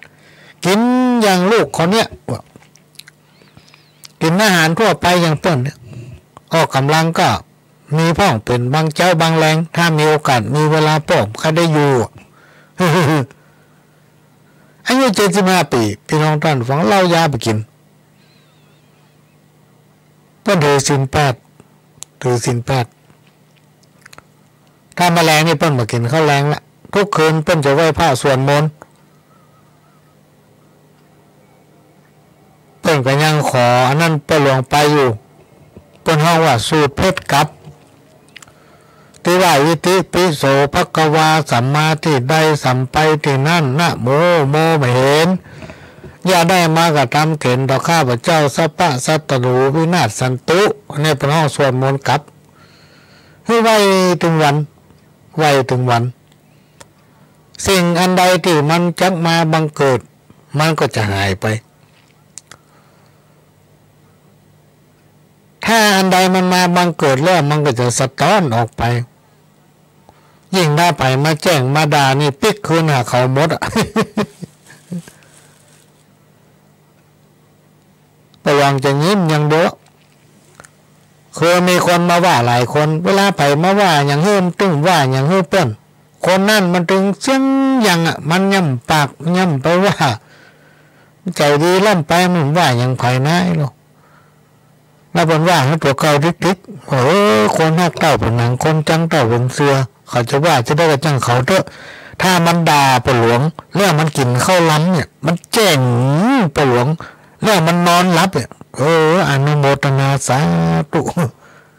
ให้มันด่าทิกๆให้มันแจ้งทิกๆมันจะได้กินได้นอนหลับ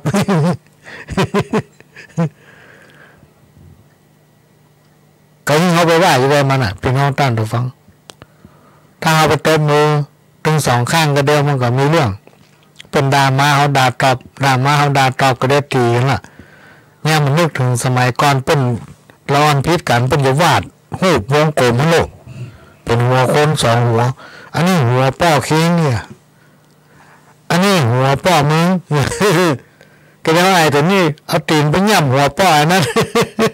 ไอ้นี่ตีนไปย่ำหัวป้อนี่ตีหัวกัน สบายเป็นละอ่อน วันนี้ก็จะนำเอา สารธรรมอันเป็นธรรมะพ่องคำสอนพ่องมาหูฟังหูไว้เจอว่าใส่บาแบกหามแต่ว่านี่มีคนโทรมาหาจะนิมนต์ไปเทศว่ะโอ้ไปได้ก็ได้เขาจะคว้างหัวไกลเนาะโอ้หลวงพ่อเป็นก็ได้ว่า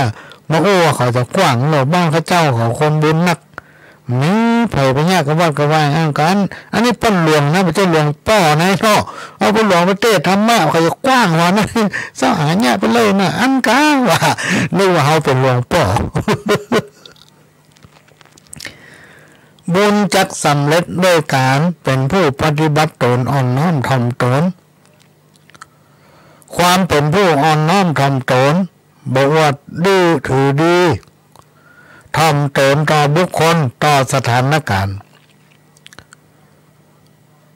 และในสภาพการที่ควรอ่อนน้อมบ่เย่อหยิ่งจองหองบ่ถือตนเป็นไงครูบาอาจารย์ได้เคยกล่าวไว้ว่าผู้ที่มีความอ่อนน้อมถ่อมตนเป็นนิสัยย่อมปรากฏทางการกระทำที่นุ่มนวลอ่อนโยนการอู้จาที่ไพเราะสุภาพบุคคลที่กล่าวมานี้ได้ชื่อว่าเป็นผู้ที่สร้างบุญอยู่เป็นนิจและมาสร้างความทุกข์ยากเดือดร้อนให้กับเปิ้นคนอื่นนะบุญก็สำเร็จได้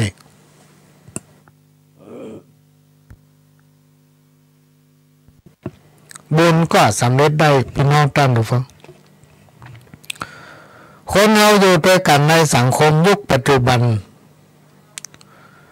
จะอยู่กันม่วนก็จะต้องอยู่ร่วมกันในสังคมแบบแสดงความอ่อนน้อมถ่อมตน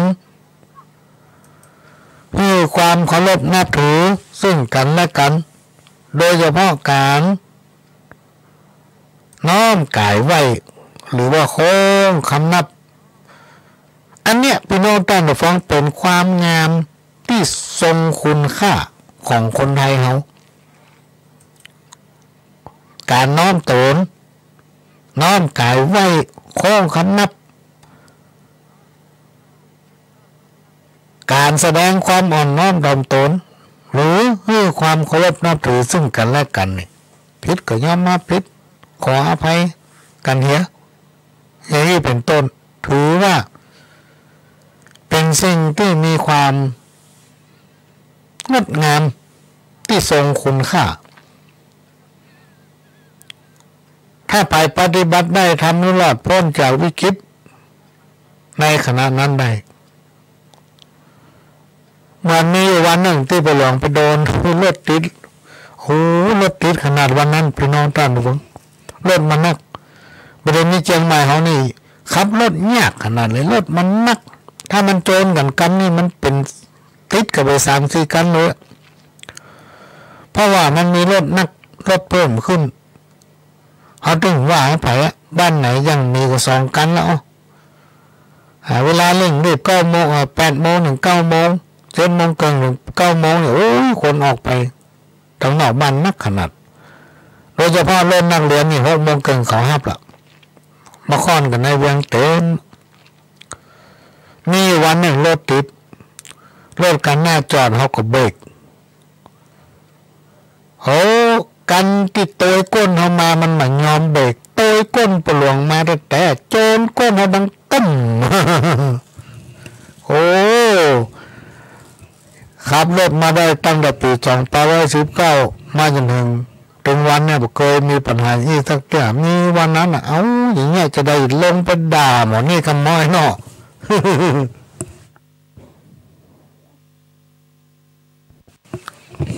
เนี่ยจะได้อันเนี่ยรถเปิ้นติดกันเปิ้นจอดกันเป็นแลบแล้วมันมาจอดมาโจรก้นเฮาฝั่งดับเครื่องลงไปจะไปด่ามันสักกรรมบอกก็เอาลงรถเอาไปมันก็ลงรถมันมาพี่น้องท่านผู้ฟังมาโค้งตัวยกมือไหว้ติ๊กขอโทษขอสุมานั่งยองเอามือกราบเขาขงอบตั้งใจจะด่ามันนะจะด่ามันนั่งนักสักกรรมไอ้นอกด่ามันได้สักกรรมด่าหมดได้พ่ออย่างพ่อความอ่อนน้อมถ่อมตน การน้อมกายขอโทษขอโพยการโค้งคำนับการยอมรับความเป็นจริงเนี่ยเป็นคุณค่าที่มีผลอย่างมากมายมหาศาลที่เอาชนะใจคนได้ทั้งที่เขากำลังโคตรแท้ด่ามันลงก็เลยสอนไปเหรอว่าถ้าไปโดนแต่คนอื่นเนี่ยลุงจะต้องเสียเงินเสียทองจะต้องเป็นเรื่องเป็นราวแล้วประกอบกับประหลวงกรรมให้มีเวลาตัวเขาฟังแล้วถ้าเป็นเรื่องเป็นราวพี่น้องท่านผู้ฟังมันต้องไปโรงพักไปลงไปศาลใช้เวลาเสียเวลาอยู่นั่น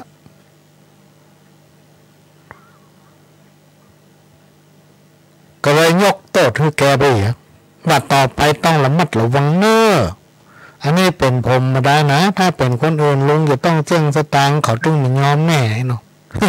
เป็นอย่างนั้นแต่ในสังคมยุคปัจจุบันอันนี้เหตุเจอกับประหลวง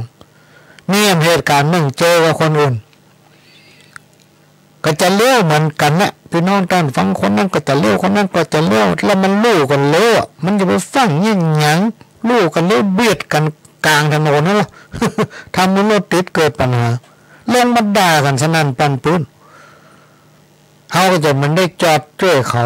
เพราะมันต่อหน้าเขาเป็นไม่ยิงดึงกู้คนหนึ่งก็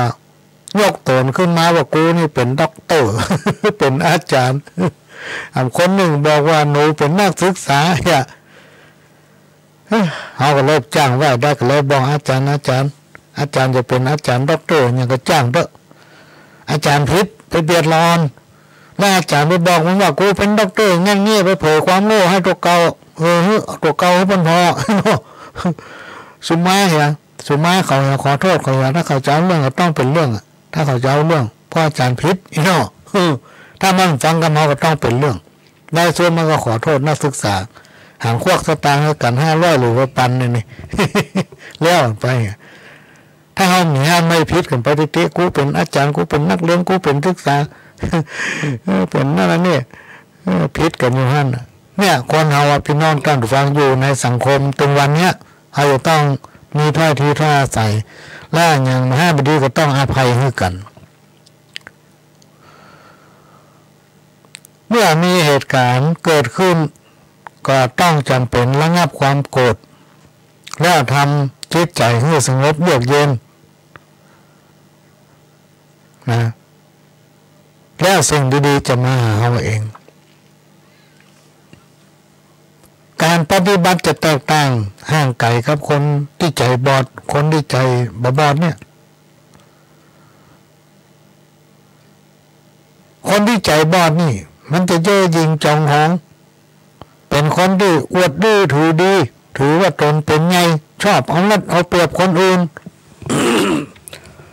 บ่มีความมีดูสงสารไผคนใดได้จังว่าโอกาสมันจะย่ำผู้ด้อยโอกาสกวดตนแปมปอเอาโซนตีนโบดจนเข้าขี้ดินเป็นเพราะว่าคนใจบอดมันอันใบโพดึงมาได้ไปนอนตอนฟังกัวเป็นน้ำหน้าล่ำตาพยายามจะกดเป็นมุดฮิปเปอร์เป็นอะไรเอาโซนเขาเน่น คนใจบอดมันมักจะมีพฤติกรรมอย่างเนี้ยกลัวเปิ้นคนอื่นเป็นดีบือเปิ้นล้ำหน้าเอาดีเข้าหาตัวมันติ๊กเอาความชั่วไปใส่คนอื่นบ่ถือบ่ให้ไผเป็นดีเรื่องของเปิ้นมันต้องอู้บัญญัติเรื่องของตัวมันนี่โพไหนย่ำไว้ บ่ให้ได้โพไหนอันนี้คือความจริงที่เกิดขึ้นในวันนี้ที่นำมาอู้เนี่ยอาจจะไปโดนใจดำคนใดคนหนึ่งก็ต้องขอสุมาอภัยคนประเภทที่กล่าวมาแล้วนี้บอกว่าอยู่ที่ไหนตั้งใดฮื้อปากันเว้นเนอะพี่น้องท่านผู้ฟังเว้นไก่เว้นมาฮื้อปอศอกเว้นหรือวอกฮื้อปอว่าถ้าจะเว้นคนป่าลานี่เว้นไก่หลายแสนโยชน์คนละสิกโลกซ้ำดีถ้าภัยไปเจ้ากูเว้นนี่นะก็ลองคบพอเถอะกำเนิดถึงหัว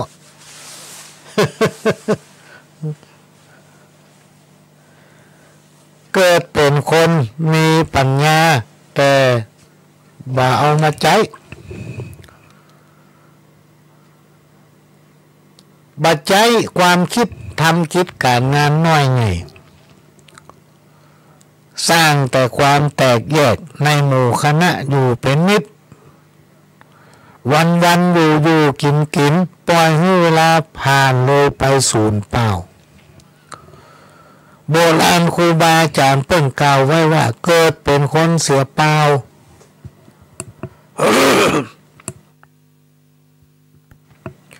หมดค่าของความเป็นคนบุญจักสำเร็จด้วยการให้ส่วนบุญคือบุญที่เกิดจากการแบ่งปันบุญให้แก่คนอื่นบ่ห่วงไว้คนเดียว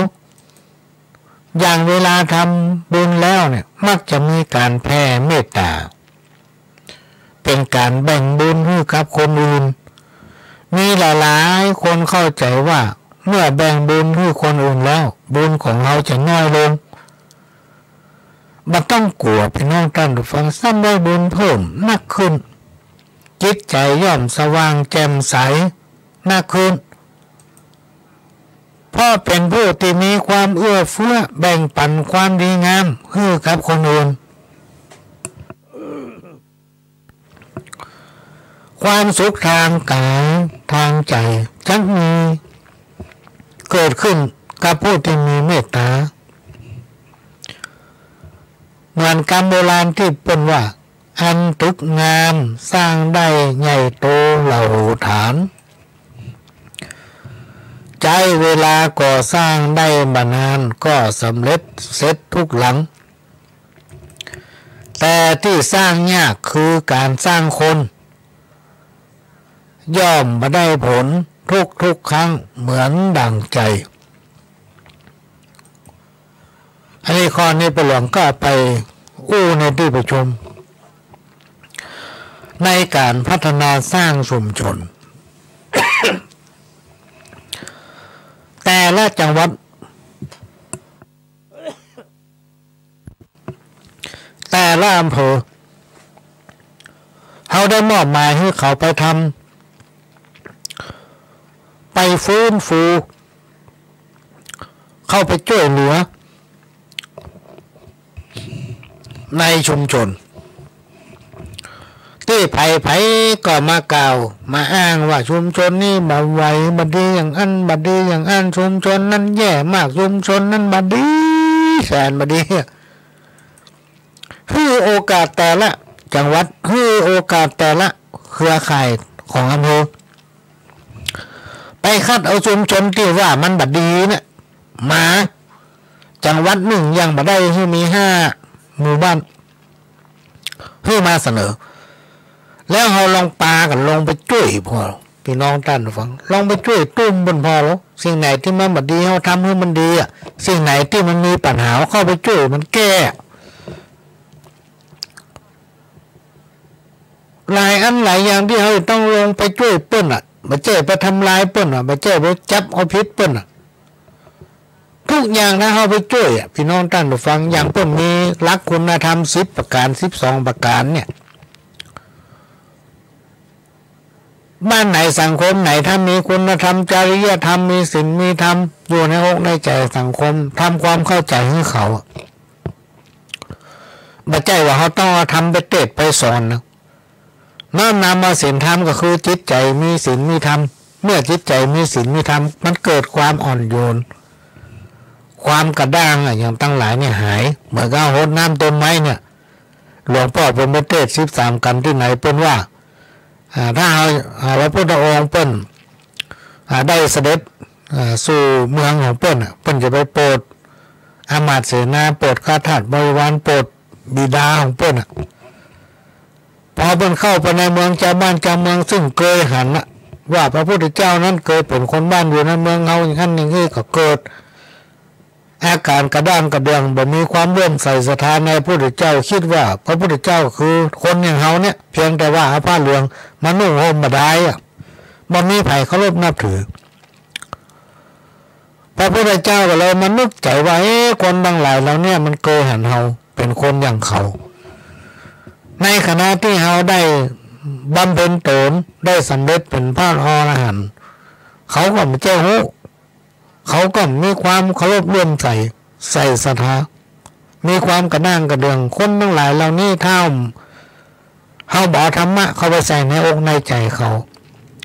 อุปมาเหมือนกับเขาจะโหดน้ำต้นไม้ถ้าหน้าดินมันแข็งน้ำย่อมมาเข้าถึงหากถ้าไปเจือเรามาคุดพอเอาน้ำโหดสีดไปน้ำมันมาเข้าถึงหากเบาลงถึงในดินเพราะหน้าดินมันแข็งองค์สมมาสัมพุทธเจ้าในข่าวที่เสด็จไปโปรดพระบิดานั้นนึกในใจว่าเฮ้ยต้องพรวนดินคนหมู่นี้ ก็หมายถึงว่าต้องพรวนขี้ดินเนี่ยก่อนแล้วหดน้ำถึงจะเข้าถึงหากต้นไม้เมื่อระลึกได้ก็นั่งเข้ายานพอถึงยานที่2ยานที่3ยานที่4สยองขึ้นบนอากาศคนทั้งหลายหันองค์พระสัมมาสัมพุทธเจ้าสยองขึ้นบนอากาศได้กับป้ากันลงกราบไหว้พี่น้องท่านผู้ฟังเปลี่ยนใจจากความกระด้างกระเดืองทั้งหลายเหล่านั้นมาเป็นจิตใจอ่อนโยนเพื่อความเคารพนับถือในพระพุทธเจ้าว่าท่านได้สำเร็จแล้วซึ่งญาณทั้งหลายได้รู้แจ้งเห็นจริงในธรรมเตี่ยมาโปรดหมู่เฮาทั้งหลายป้ากันลงไหวพี่น้องท่านผู้ฟังไหว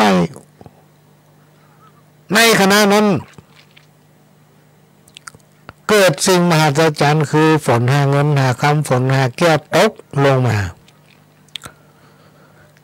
ยิ่งทำให้จิตใจคนเหล่านั้นอ่อนไหวมีเมตตานักขึ้น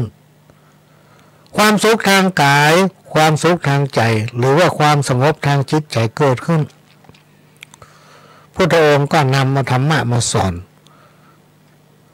เนี่ยการที่ให้เข้าชุมชนพี่น้องท่านฟังต้องมีศีลมีธรรมชุมชนนั้นเขาต้องเข้าใจในศีลในธรรมเข้าใจในการบริหารตัวเก่าเข้าใจในบริการงานในการบริหารตัวเก่าการสร้างคนนี่มันยากมันจะง่ายๆนะพี่น้องท่านผู้ฟังการไปบอกกรรมเก่าเป็นว่าโพดจัดสัตว์นี่เป็นกูลโพดคนมันจังเป็นโตดพ่อคนเท่านั้นถ้ามันมีสิ่งไม่มีธรรมอยู่ในจิตในใจมันจังเป็นคนที่อกตัญญูบ่รู้จักบุญคุณคนคำว่ากตัญญูกตเวทิตาคุณนั้นผู้ที่ควรให้การยกย่องและเคารพนับถือควรที่จะบูชาคนผู้นั้นไม่ว่าจะเป็นครูบาอาจารย์ไม่ว่าจะเป็นผู้ให้กำเนิดไม่ว่าจะเป็นผู้ให้ความรู้ไม่ว่าผู้ที่ให้การสนับสนุนทางด้านความดีงามชื่อว่าเป็นผู้ที่ควรจะมีกตัญญูกตเวทิตาคุณแต่ถ้าคนเรามันจิตใจต่ำพี่น้องท่านฟังเขาพัฒนาจิตใจมันก่อนมันรู้จักกูลผายคนที่มันจิตใจต่ำนี่นะ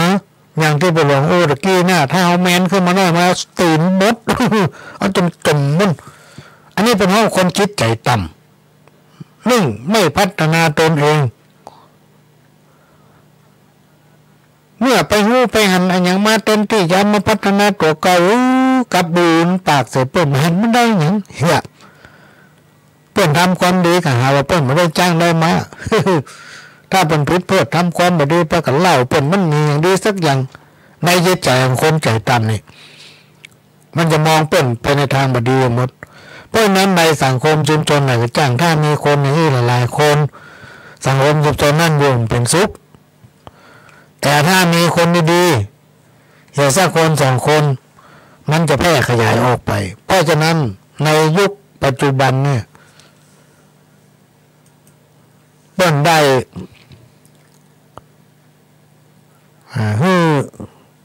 ข้อคิดในการอนุรักษ์รักษาในการยกสังคมชุมชนให้เป็นต้นแบบ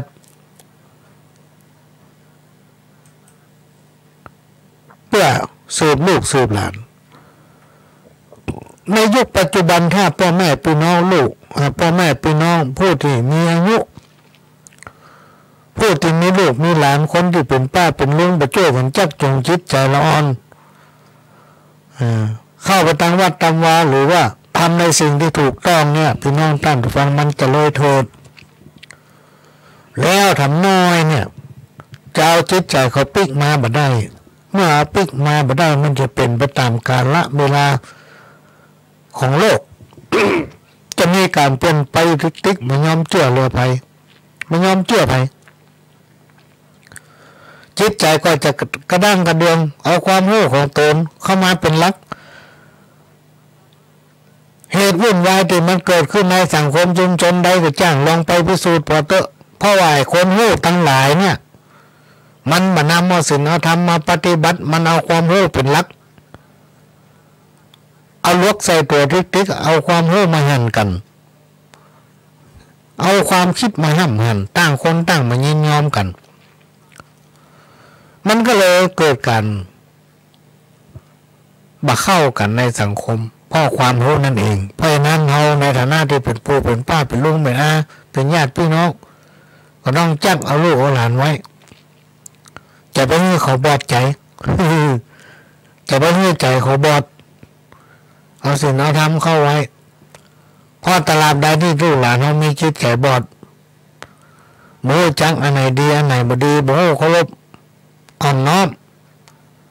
โมทำตนบ่ทำตัวเป็นน้ำเกินแก้ว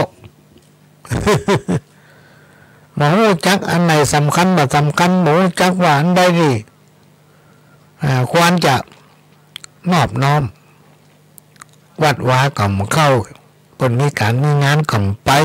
มันจะไปหัวหยังแล้วในที่สุดก็จะเป็นคนเสียเปล่านี่ก็มาฝากไว้พี่น้องได้รับฟังเพราะว่ารายการของผู้หลวงต้องมีค่าคนเท่าฟังกันน่ะรอโน้มถึงฟัง ก็จะขอพักสักกรรมวันนี้ไม่ได้เตรียมเพลงอย่างมาซักอย่าง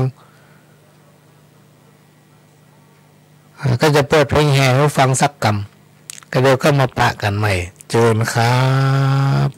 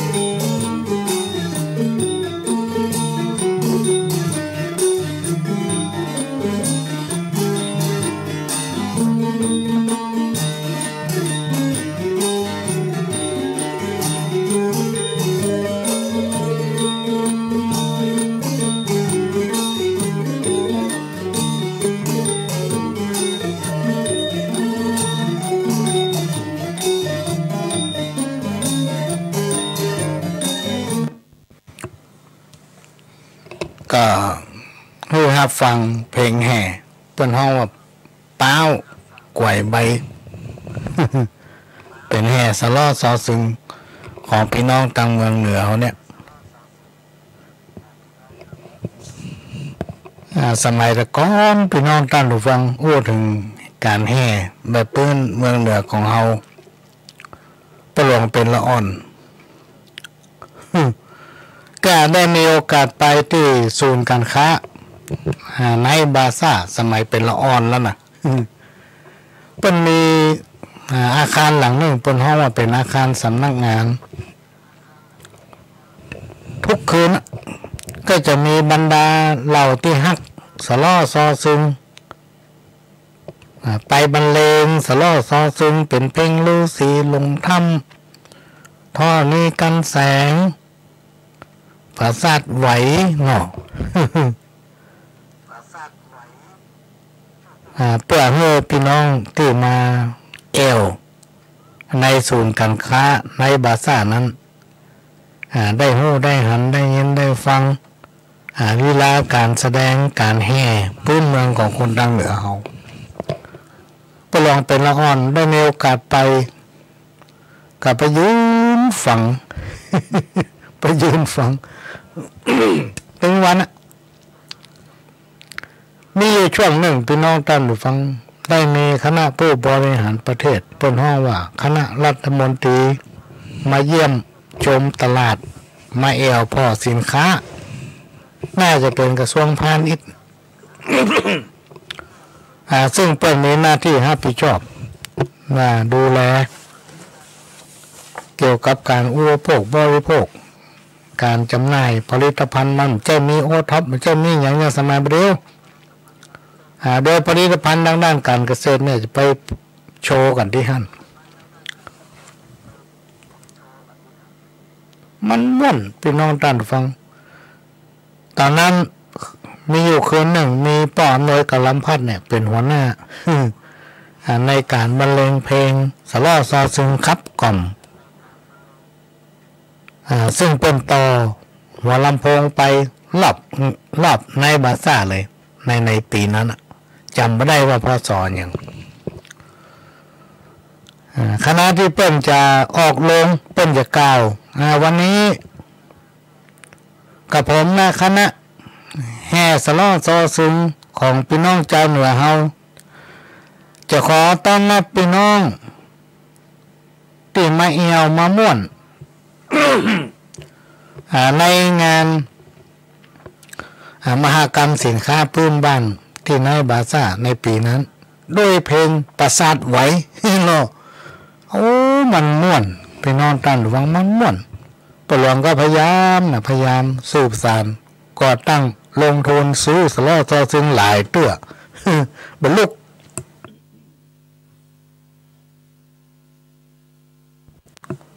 พ่อมันเขียมคนแห่ในที่สุดสิ่งทั้งหลายเหล่านี้ก็ต้องไปอยู่ที่โรงเรียนอยู่ที่สถานศึกษายกตัวอย่างลักๆก็คือ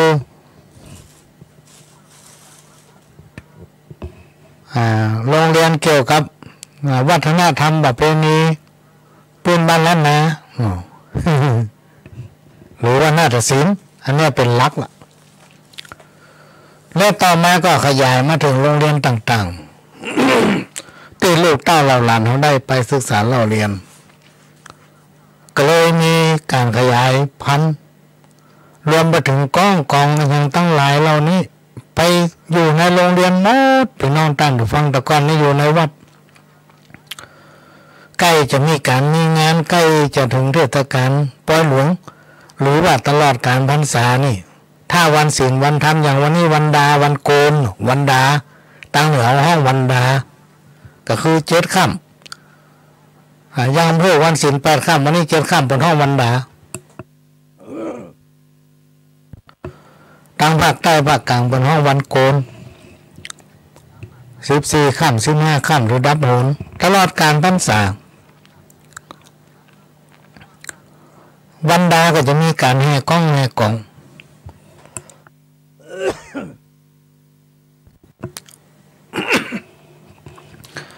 ากกลางคืน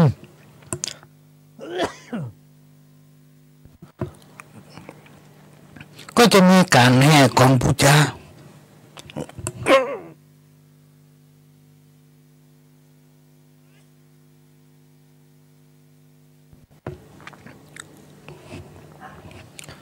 ต้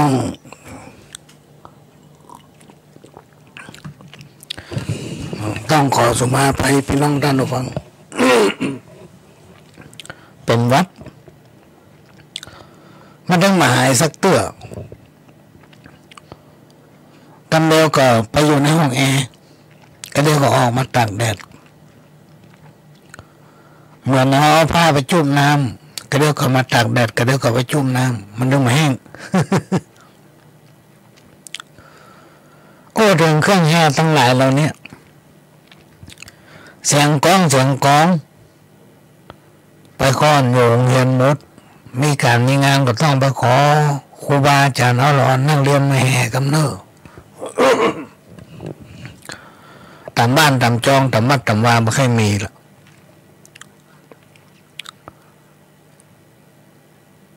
ตึงมงตึงทรงนี่นะรวมมาถึงกองสะบัดใจกองปูจากองปูเจกองชิงบ่อมกองแตกให้เขียมคนแห่ไปละมันสล้อซอซึ้งเนี่ยเริ่มจะหายกลายมาเป็นดนตรีประยุกต์ไปละเริ่มจะหาฟังยากละถ้าบอกคนหาจากเทปพ่องจากลายจากอันนั้นนี่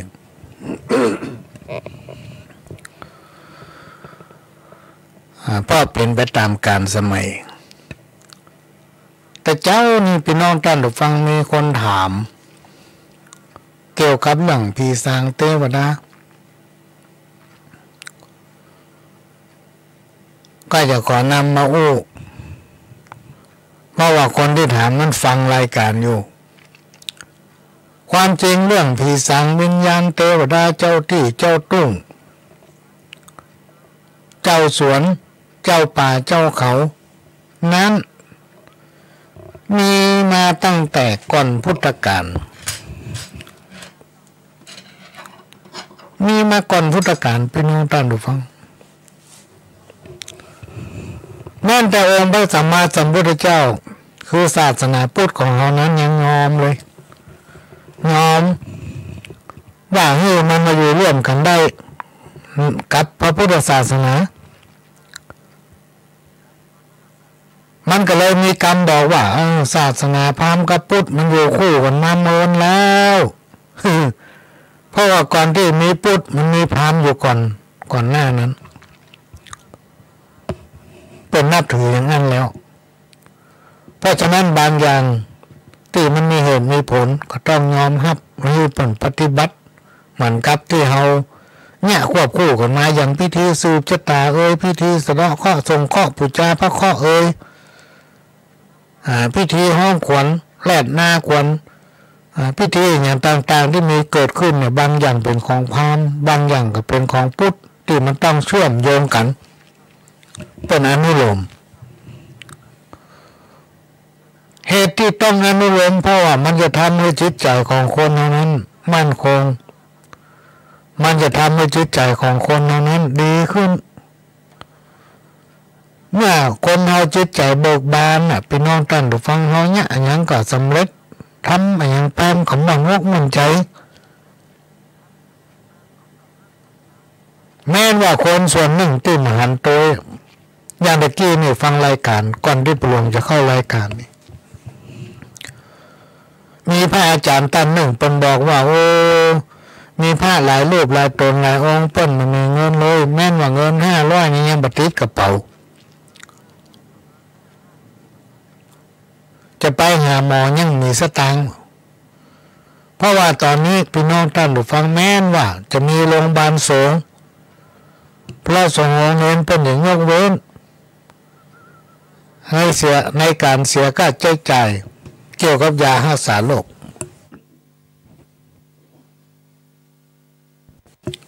แต่มีหลายที่หลายแห่งเป็นบรรยกเว้น เพราะนั้นสร้างความลำบากให้แก่พระสงฆ์องค์เจ้าที่จะเวลาบัดสบายไปหาหมอต้องมีสตางค์ไปเวลามีสตางค์จะเกิดขึ้นลดเปิ้นกำใจฮื้อขึ้นลูกพี่น้องตั้งฟังฮื้อขึ้นแต่เวลาลงต้องเสียสตางค์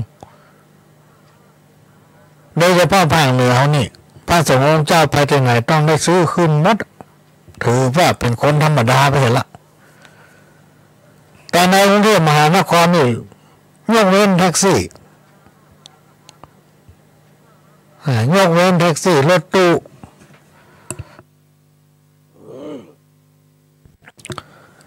ที่พระสงฆ์องค์นั้นจะต้องเสี่ยงสตางค์นอกนั้นนี่ขึ้นไปนี่เพิ่งมีที่นั่งห่วมซ้ำแล้วบักเก็บสตางค์ไปฉันเข้าที่ไหนสถานญาติโยมเจ้าของร้านอาหารนั้นบักเก็บสตางค์เลยขอถวายเจ้าข้ายกมือไหว้ห้าปอนเนี่ย บ้านเฮานี่เวลาพระสงฆ์องค์เจ้าไปเขียนเข้าเอาปอนโยมโน่งงเป็นตาแตกเลยมาสั่งเข้าเขียนไรฮื้อปอนเฮา ตะกี้มีรายการภาพบนอู้และซ้ำมีคนบอกว่าอย่าไปตามสตางค์พระสงฆ์นัก จะทำให้เป็นกิเลสอาจารย์ท่านหนึ่งบอกว่าคนที่บอกเนี่ยมันเคยตามหรอคนที่ว่าเนี่ยมันเคยทำบุญไหม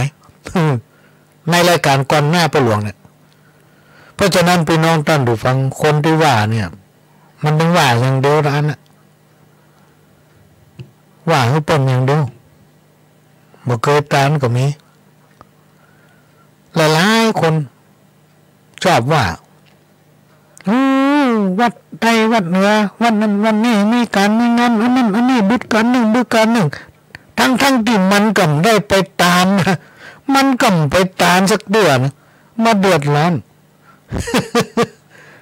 โอ้สมัยตะกอนนี่พี่น้องท่านได้ฟังประวัติเป็นผ้านิ่มเคยมีเจ้าบ้านมายุ่งกับวัดก็ไปยุ่งกับบ้าน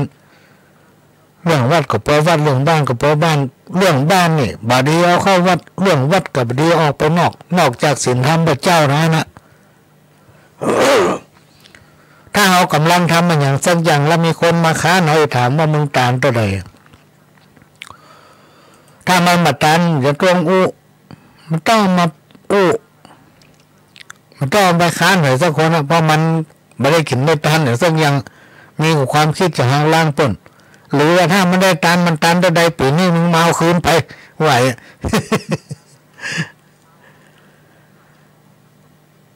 ถ้าเขาบอกเอาเสียงส่วนใหญ่พี่น้องท่านฟังมาตัดสินใจเนี่ยประฟังกรรมคนใดคนหนึ่งซึ่งเป็นคนเดียวจะเอาวิโตมันแปรเปิ้นสิ่งที่มันออกมาว่าถูกหมดเดียวถ้าคนอื่นเป็นเป็น10 คนมันว่าไปใจคนอย่างเอี้ยมาเป็นแบบไม่อย่างใดเอาเป็นแบบมาได้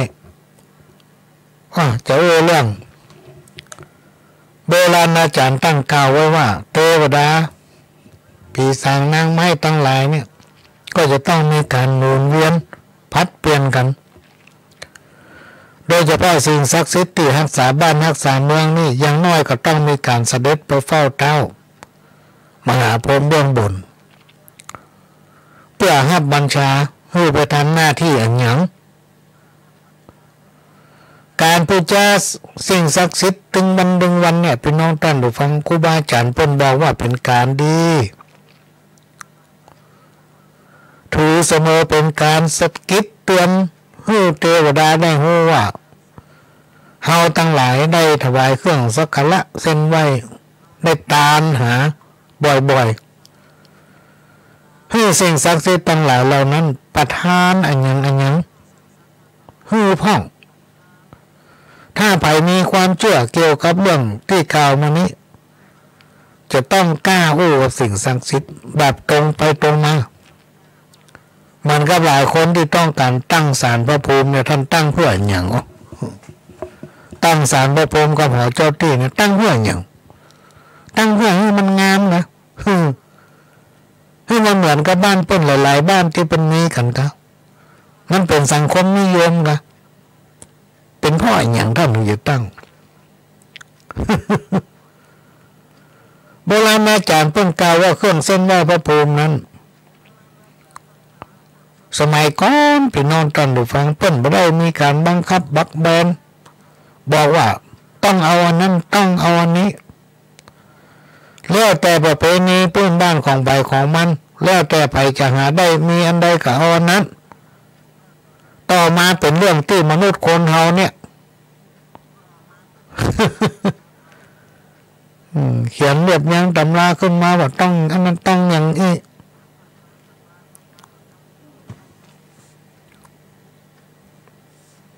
อันนี้เป็นสิ่งที่เอามาแปลกันเพราะนั้นสิ่งศักดิ์สิทธิ์มันมีทุกที่พี่น้องท่านฟังผีบ้านผีจ้องผีหอผีเฮือนนี่ตามที่เป็นเล่าลือกันมาคนสมัยก่อนเป็นเอาผีปกครองคนดูแลคนลูกเต้าเราหลานญาติมิตรถึงเวลาเดือนเก้าถึงเวลาปีใหม่เคยต้องปิกมาบ้านมาจองเพื่อมาเส้นไหว้ผีปุญญาอาฮักผีบ้านผีจองบ้านไหนเป็นต้นผีของปุญญาสมมติว่าเขามีลูกมีหญิง7 คนเนาะคนไหนเป็นเก้าหรือว่าคนที่เป็นเก้าตายไปก็สืบทอดกันมาสืบทอดกันมาลูกเต้าเราหลานพอถึงครอบถึงปีก็ไปสักการะเส้นไหว้บ้านที่เป็นเก้าผีเพื่อความอยู่เย็นเป็นสุขพ่อคนสมัยก่อนเปิ้นเชื่อว่าผีปุญญาห้างนั้นจะโตรักษาคุ้มครองให้ลูกเต้าหลานอยู่เย็นเป็นสุขถ้าคนใดอยู่ถ้อยฟังกรรมก็จะหิมากล้าขึ้นถ้าคนใดเหลือกรรมผีปุญญาอาฮักผีหอผีเฮือนผีบ้านผีจ้องจะค้ำหัวเป็นว่าผีขายคำว่าผีขายนี่มันต้องเจ็บเป็นยำมอมจอพลอยลูกกันได้มาก็เสี่ยงได้มาก็เสี่ยงหิขึ้นไปเป็นวาเป็นลงมาส่องเนี่ยบางทีหิได้มาเป็นซอกลงมาเหลือคืบเป็นห้องว่าผีบ้านผีเฮือนผีจองเตปาฮักทั้งหลายขายคนคนนั้นทำความบดีคนสมัยก่อนเพิ่นจะกลัวขนาดเวลาไปทำอย่างพื้นนี่กลัวผีปุญญาแจ้งหัวกลัวผีเหือผีกลัวผีหอผีเฮือนเอาไปขายศาลพระภูมิเจ้าตี้นี่มีหน้าที่รักษาดูแลผอกควายบ้านหลังนั้นถ้าเอาเส้นไหวดีเพิ่นก็ให้โจงให้ลับถ้าเอาเส้นไหวบดีมันก็ไม่ได้ทักอย่างก็ไม่ไปได้หยังเอาไม่ง่ายหยัง แล้วคนเฮามักจะลืมเวลาไปบนเจ้าตี้ท่อนี้ผีบ้านผีจองขอสักน้อยถึงวันนี้นะบอกกองได้มาแล้วมันปล่อยกุ้มนี่บอกกุ้มกินคอทำม้วนเต้อ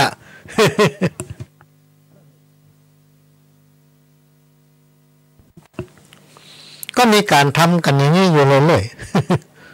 จนผีบ้านผีจ้องผีเจ้าตีบางทีสีผีพระพรหมที่เขาแปลงไว้ขี้ข้านหันหนีไม่หายทรัพย์ อันคนดีทำดีนั้นพันง่ายคนชั่วหมายทำดีนี่ยากเข็น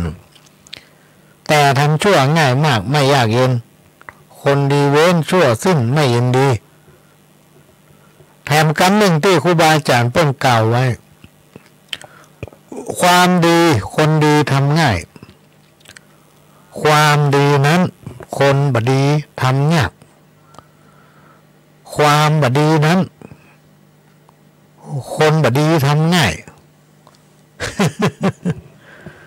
ความบดีนั้นคนดีทำยาก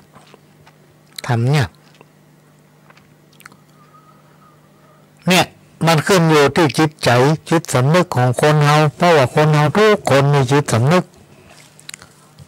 อย่าพูดชั่วกล่าวชั่ว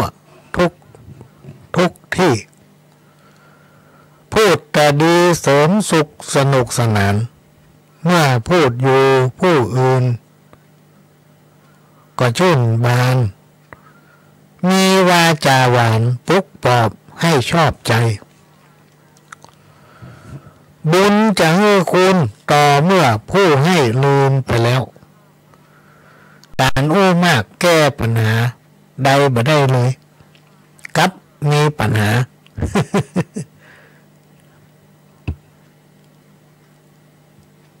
พายุร้ายทำอันตราย ได้น้อยกว่าวาจาลมปากของคนเฮาเนี่ยพี่น้องท่านผู้ฟังสามารถทำอันตรายได้กูยังอ่ะ เป็นต้นว่าใครคนฮักก็อยู่ที่ปากใครคนจังก็อยู่ที่ปาก เมื่อมีโอกาสทำดีต้องพยายามทำความดีการทำดีก็อย่าทำให้มันเด่นจะไปทำให้มันเด่นเด็ดขาดให้มันมีความดีแบบปอตัวถ้าเด่นแล้วเป็นภัยละ เด่นแล้วเป็นภัยถ้าเขาแยกชั่วดีออกจากกันมาได้กันเหมือนกัน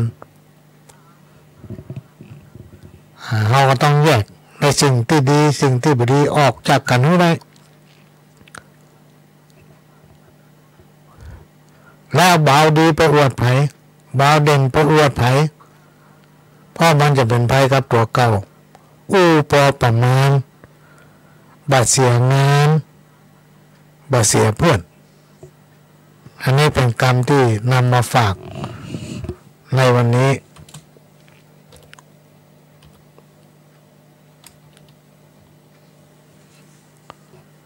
ก็จะเอาข้าวมาอ่านให้พี่น้องท่านได้ฟังสักน้อยหนึ่งเพราะว่ามีคนขอข้าวของแม่วิสีแก้วสิรินบ้านแม่แก้วน้อยส่งมาให้ละได้รับเราเรียบร้อยแต่ว่าป้าหลวงมีเวลาได้อ่านเดี๋ยวแม่เนอะได้มาอ่านตัวอันนี้แม่เป็นส่งมาใหม่ไหมเนี่ยส่งเขียนมาเมื่อวันที่อย่างแม่วิสีแก้วสิรินบ้านแม่แก้วน้อยตำบลประไพอำเภอสันทรายจังหวัดเชียงใหม่นี่เป็นคุณแม่ที่ให้กำลังใจในการจัดรายการและเป็นผู้ที่นำเอากรรมเก่ามาฝากเพื่อให้พี่น้องท่านได้ฟังได้ยินได้ฟังไว้ใจว่าใส่บาแบกหามคุณแม่วิสิแก้วสิรินบ้านแม่แก้วน้อยสันทรายจังหวัดเชียงใหม่เป็นเอาข้าวห้ำกรรมเก่าสะปะพ่อสอนลูกแม่สอนลูกกรรมเก่าหลายฉบับนับได้เป็นร้อยถ้าจะมีพี่น้องท่านฟังตั้งแต่จัดรายการใหม่ๆมาจนถึงวันนี้แม่เพิ่นก็เอาส่งมาให้วันนี้ป้าหลวงไม่ได้อ่านแต่แม่เนอะเพราะว่าไม่ได้เกาตัว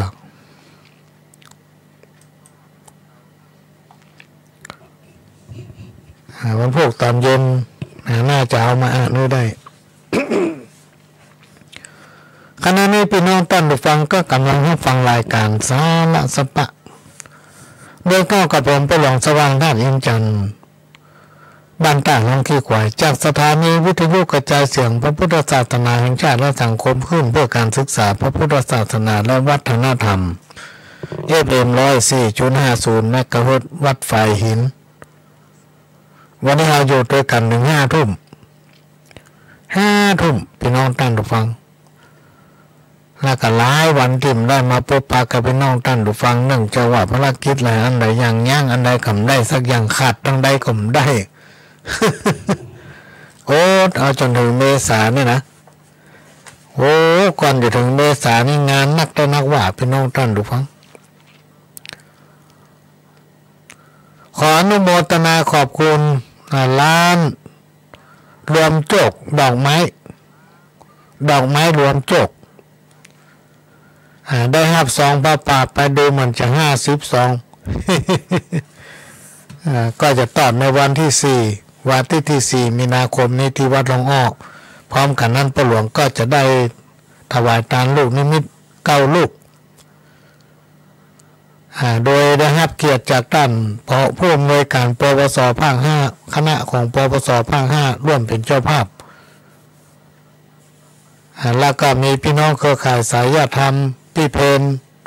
บ้านบกข้องเหนือพร้อมโดยคณะญาติทำ10 กว่าคนร่วมเป็นเจ้าภาพพี่น้องสถาตั้งเหนือตั้งใต้รวมไปถึงพี่น้องหมู่บ้านกองทุนร่วมกันเป็นเจ้าภาพ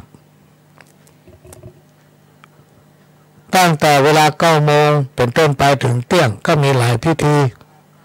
มีตั้งขบวนพระป่าและลูกนิมิตที่หน้าลานวัดมีการแสดงของเรานักเรียนโรงเรียนบ้านลองอ้อและก็ขึ้นไปบนวิหารกระจุดธูปเทียนบูชาพระรัตนตรัยพระสงฆ์องค์เจ้าก็จะได้เจริญพุทธมนต์สืบชะตาก่อนแล้วถึงจะถวายลูกนิมิตถวายพระป่าก็จะเลี้ยงอาหารเพลพระสงฆ์องค์เจ้าพร้อมกับพี่น้องสถาตายกตายิกาแขกผู้มีเกียรติที่มาร่วมในการบำเพ็ญบุญในวันอาทิตย์ที่4 มีนาคมนั้นก็ขออนุโมทนาบอกบุญพี่น้องศรัทธาเครือข่ายสายญาติธรรมทั้งหลายได้มาร่วมบำเพ็ญบุญในวันนั้นโดยพร้อมเพรียงกันมาช่วยกันต่อยอดในการสร้างกุฏิสงฆ์ซึ่งยัง30%ก็จะแล้วละและหลังจากนั้นวันที่18 มีนาคมซึ่งเป็นวันอาทิตย์เหมือนกันอันนี้กล่าวด้วยการนำของคุณโจเซฟอุดมผลและกับคุณป้อเปิ้ลพร้อมกับคุณอ้อหรือศิริลักษณ์ช่ำชองคุณอำไพข้าปูคำ พร้อมกับคณะญาติพี่น้องก็จะได้นำพระป่ามาตอดในวันที่18นั้นมี3 พิธีมีประเพณีส่งน้ำพระธาตุของวัดลองอ้อและก็มีกิจกรรมการทำบุญถวายพระป่ามีพิธีสืบชะตาหลวงและก็ทำบุญอุทิศถึง2 รายการนี้ตั้งวันที่อาทิตย์ที่4กับวันอาทิตย์ที่18 มีนาคมก็ได้รับการอุปถัมภ์ในการถ่ายทอดเสียงและภาพเพื่อออนไลน์สู่พี่น้องต่างประเทศจากผู้อำนวยการสถานีวิทยุวัดฝ่ายหินก็จะมาอำนวยความสะดวกในการถ่ายทอดจึงขอเชิญพี่น้องศรัทธา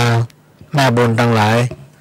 ได้ร่วมอนุโมทนาบุญพร้อมกันที่วัดลองอ้อเนอะเขาจะได้ร่วมกันต่อยอดในการสร้างกุฏิสงฆ์ขึ้นมาแล้วเสร็จก็มีความจำเป็นจะต้องเล่งขึ้นมาแล้วเพราะว่าเดือนเมษายนนี้จะนิมนต์พระสงฆ์องค์เน้นขึ้นไปอยู่จำวัดละมันจะเข้าหน้าฝนหน้าลมละพี่น้องท่านดูฟังกุฏิหลังเก่ามันเก่าแก่เหลือเกินกลัวมันจะมีปัญหาโอ๊ตอยู่มาได้เหมือนละประเด็นยัง20%มาช่วยกันต่อยอดให้มันแล้วมาฟังข่าวเรื่องวันเก้ากองไผ่ส่งมานี่จำมาได้ แต่ประเด็นนี่มีคนฟังที่รอฟังอยู่นี่ที่โทรมานี่5 สาย โทรมา5 สายแล้วมีคนนึงขออู้เรื่องหาหีบหอยประเภทนี้แต่กี้ได้รู้เกินไปหน่อยละมกพอเข้าใจก็เดี๋ยววันเสาร์ถ้ามีโอกาสตอนเย็นตั้งแต่4 โมงถึง6 โมงแมลงก็มาปะกันก็จะอู้เรื่องกำเก่ากำหลังให้ฟังตอนนี้ก็มาฟังข่าววันเก้ากองก่อนโบราณแต่เก้าเป็นเล่าลือกันเก้าค่ำเป็นวันจำกันฮื้อได้เปิ้นบดีเอาเผาผีจีไม่จักลากไปป่าช้าเป็นตำนานของวันเก้ากองปีหน้าเป็นวันเฮงก้าป่าหมวกมีหญิงชื่อนั้นตันหามีผัวล้วนหัวใสนัว7 คนเน้อเจ้ามีวันหนึ่งหนอผัวก็กินเหล้ากับแกงเฮ็ดเอาป่าแพะเบื่อเฮ็ดตายลง7 คนแต่ละเมียมาหันเข้ายังงงมืดใจอีน้องคุณข้องปอหลงบ่มีเงินปงส่งสการฮื้อเกิดหาอุบายจะได้พอยื้อแล้วจึงไปตือไล่ม้าเก็บเอาศพ6 ผัว ซ่อนขัวเฮือนห้างแล้วก็ไปจ้างเรือปั่นซับปะเลอนั้นจี้แจงให้หันให้ฝังเลิกมันจักคืนมาได้ข้ากลัวผีผัวตัวข้ามาใกล้เพราะเขาอะไรข้าล้ำซับปะเลอฟังยังกำสั่งย้ำรับรองบ่ฮือมาแหวแบกขึ้นบ่าซ้ายว่ายหน้าตาแหเอาไปฝังลูกนักแกมาหับเงินจ้างนางเอาศพมากล่องแอบอ้างซับปะเลอคางมืดแท้ขุดฝังจาดเนินเกินแห่งกูแปะเสือกลุกมาได้อย่างไร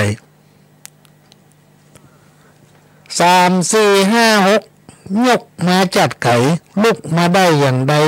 สั่งมาใจขึ้น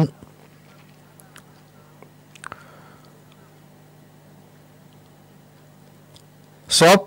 7นั่นกาบ่ยอมสะอื้นเผาแล้วจะคืนมาหับทรัพย์ว่ายหน้าคืนมายามตะวันลับใกล้ค่ำหั่นวุ่นวายคนเผาท่านนั้นตัวดำผันผายผีผัวอีนายฟื้นมาดังอีกขนาดกูเผาไปเมื่อตะกี้ใจโกทะมีเลือดฮ้อนเข้ากอดหวันเดือดนั้นสะต้อนเหนียวจักน้องค้อนกันไปถึง2 คนนั้นกอดกันสั้นไหวตกเข้ากองไฟตายกันที่หั่นตายกันที่หั่น9 ศพตัวกันวัน9 ค่ำนั้นเลยเป็นตำนานบ่งจี้เป็นวัน9 กองเล่าทองมานี้บ่ดีอันเนือหน่าย อันนี้เป็นตำนานของวัน9 กองพี่น้องท่านดูฟังวัน9 กองนี่ใช้กับศพอย่างเดียวถ้าเดือนใดวันใดตรงกับวัน9 กองนี่เปิ้นบ่เผาศพแต่คนสมัยปัจจุบันนี่เอามาเมเอาเข้าวันศุกร์เป็นว่าบดีคล้ายที่นอนนี่หรอบดีเอาศพลงนอนขอนวะ แปะบดิกติ๊ก ไปแปะเปิ้นให้หมดครูบาอาจารย์เคยบอกปหลวงเนี่ยเคยไปท้วงว่ายังบ่เอาท่านผู้รู้ทั้งหลายมานั่งอู้กันเนาะเอาเหตุผลใส่กันแล้วลอกตำหาออกมาเนี่ยให้มันเหมือนกันหมดเพราะว่าประเดี๋ยวนี้มี2 ตำหานี่เต้าที่หันเนี่ยมีประสบการณ์เกิดขึ้นกับตัวเก่าเนี่ยไปเถียงกันที่บ้านศพเป็นเอาหนังสือมายันว่านี่เป็นวัน9 ของเผาไปได้เฮาก็เอาหนังสือเล่นไปยันบัดใจวัน9 กองเลยวัน9 กองมีทำวันเถียงกันอยู่นั่นก็เลยทำเรื่องงานนั้นมัวไป เพราะความบ่เข้าใจเพราะนั้นถ้าเอา2 ตำหามารวมกันแล้วเหตุผลใส่กันบวกลบคูณหารได้ออกมาอย่างไรก็ฮือว่าอย่างนั้นแล้วก็เอามาเป็นตำหาเดียวแต่เป็นนี้มันจะไม่ได้เพี้ยนหีบห้อยมาเก่าที่มีเนี่ยเอามาตีแปะให้มันถูกต้องมันก็มีที่แห่งหนึ่งพี่น้องท่านผู้ฟังปหลวงจำไว้ต้องอ่านไปดูแล้วปหลวงก็จะศึกษาเรื่องนี้โดยตรงเดินทุดงปี2513มาจนถึงปี2517ทุกปีจะเดินทุดงเดินแต้ๆเลยแบบธรรมะศึกษามีพระเน้นเดินร่วมกันประมาณ5 ตนตายไป2 ตนเหลือ3ตายไป1 ตนเหลือตนเดียวไปเลยนี่ เป็นเพื่อนกันเนี่ยไปพิสูจน์เรื่องเนี้ยน้อยนานที่ไหนดีน้อยนานที่ไหนเก่งไปส่องหาตำหา เพื่อมาค้นคว้าเอามาหาเหตุหาผลก็เลยไปแนะนำครูบาอาจารย์กราบถวายเป็นประสบการณ์ว่านำมาคิดว่าเราสมควรระดมคนหู้เนี่ยมาปะกันแล้วก็ทอดเอาตำหามาให้มันเหมือนกันเพื่อลูกหลานจะได้นำปฏิบัติก็ได้ยินเสียงครูบาอาจารย์เพิ่นบอกโอ้ปะหลวงเขากึดมาเมื่อไรเนาะก่อนปะหลวงจะกึดแล้วมันบ่ได้บ่เถียงกันวิหารเพื่อจะแตก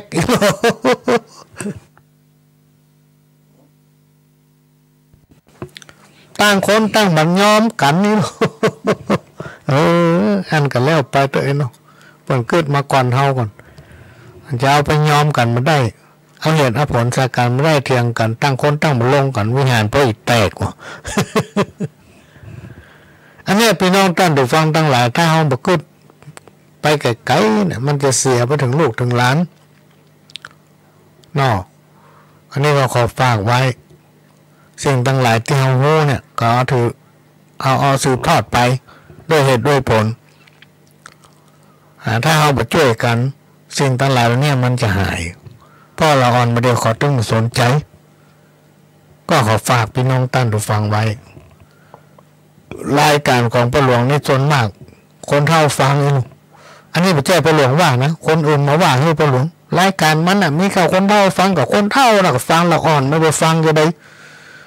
แล้วก็คนเท่าคนแก่ปนน้อยปนนานครูบาอาจารย์เนี่ยเปิ้นจะเอาไปถ่ายทอดต่ออันใดที่พระหลวงอู้พิษเปิ้นก็จะจี้แนะมาพระหลวงไม่ยอมห้ามหมดนะไม่ใช่ว่าตัวเองเอาตัวว่าอันใดอู้ก็ถูกหมดไม่ใช่ครูบาอาจารย์ท่านใดเปิ้นเสนอแนะมาก็ยอมห้ามฟัง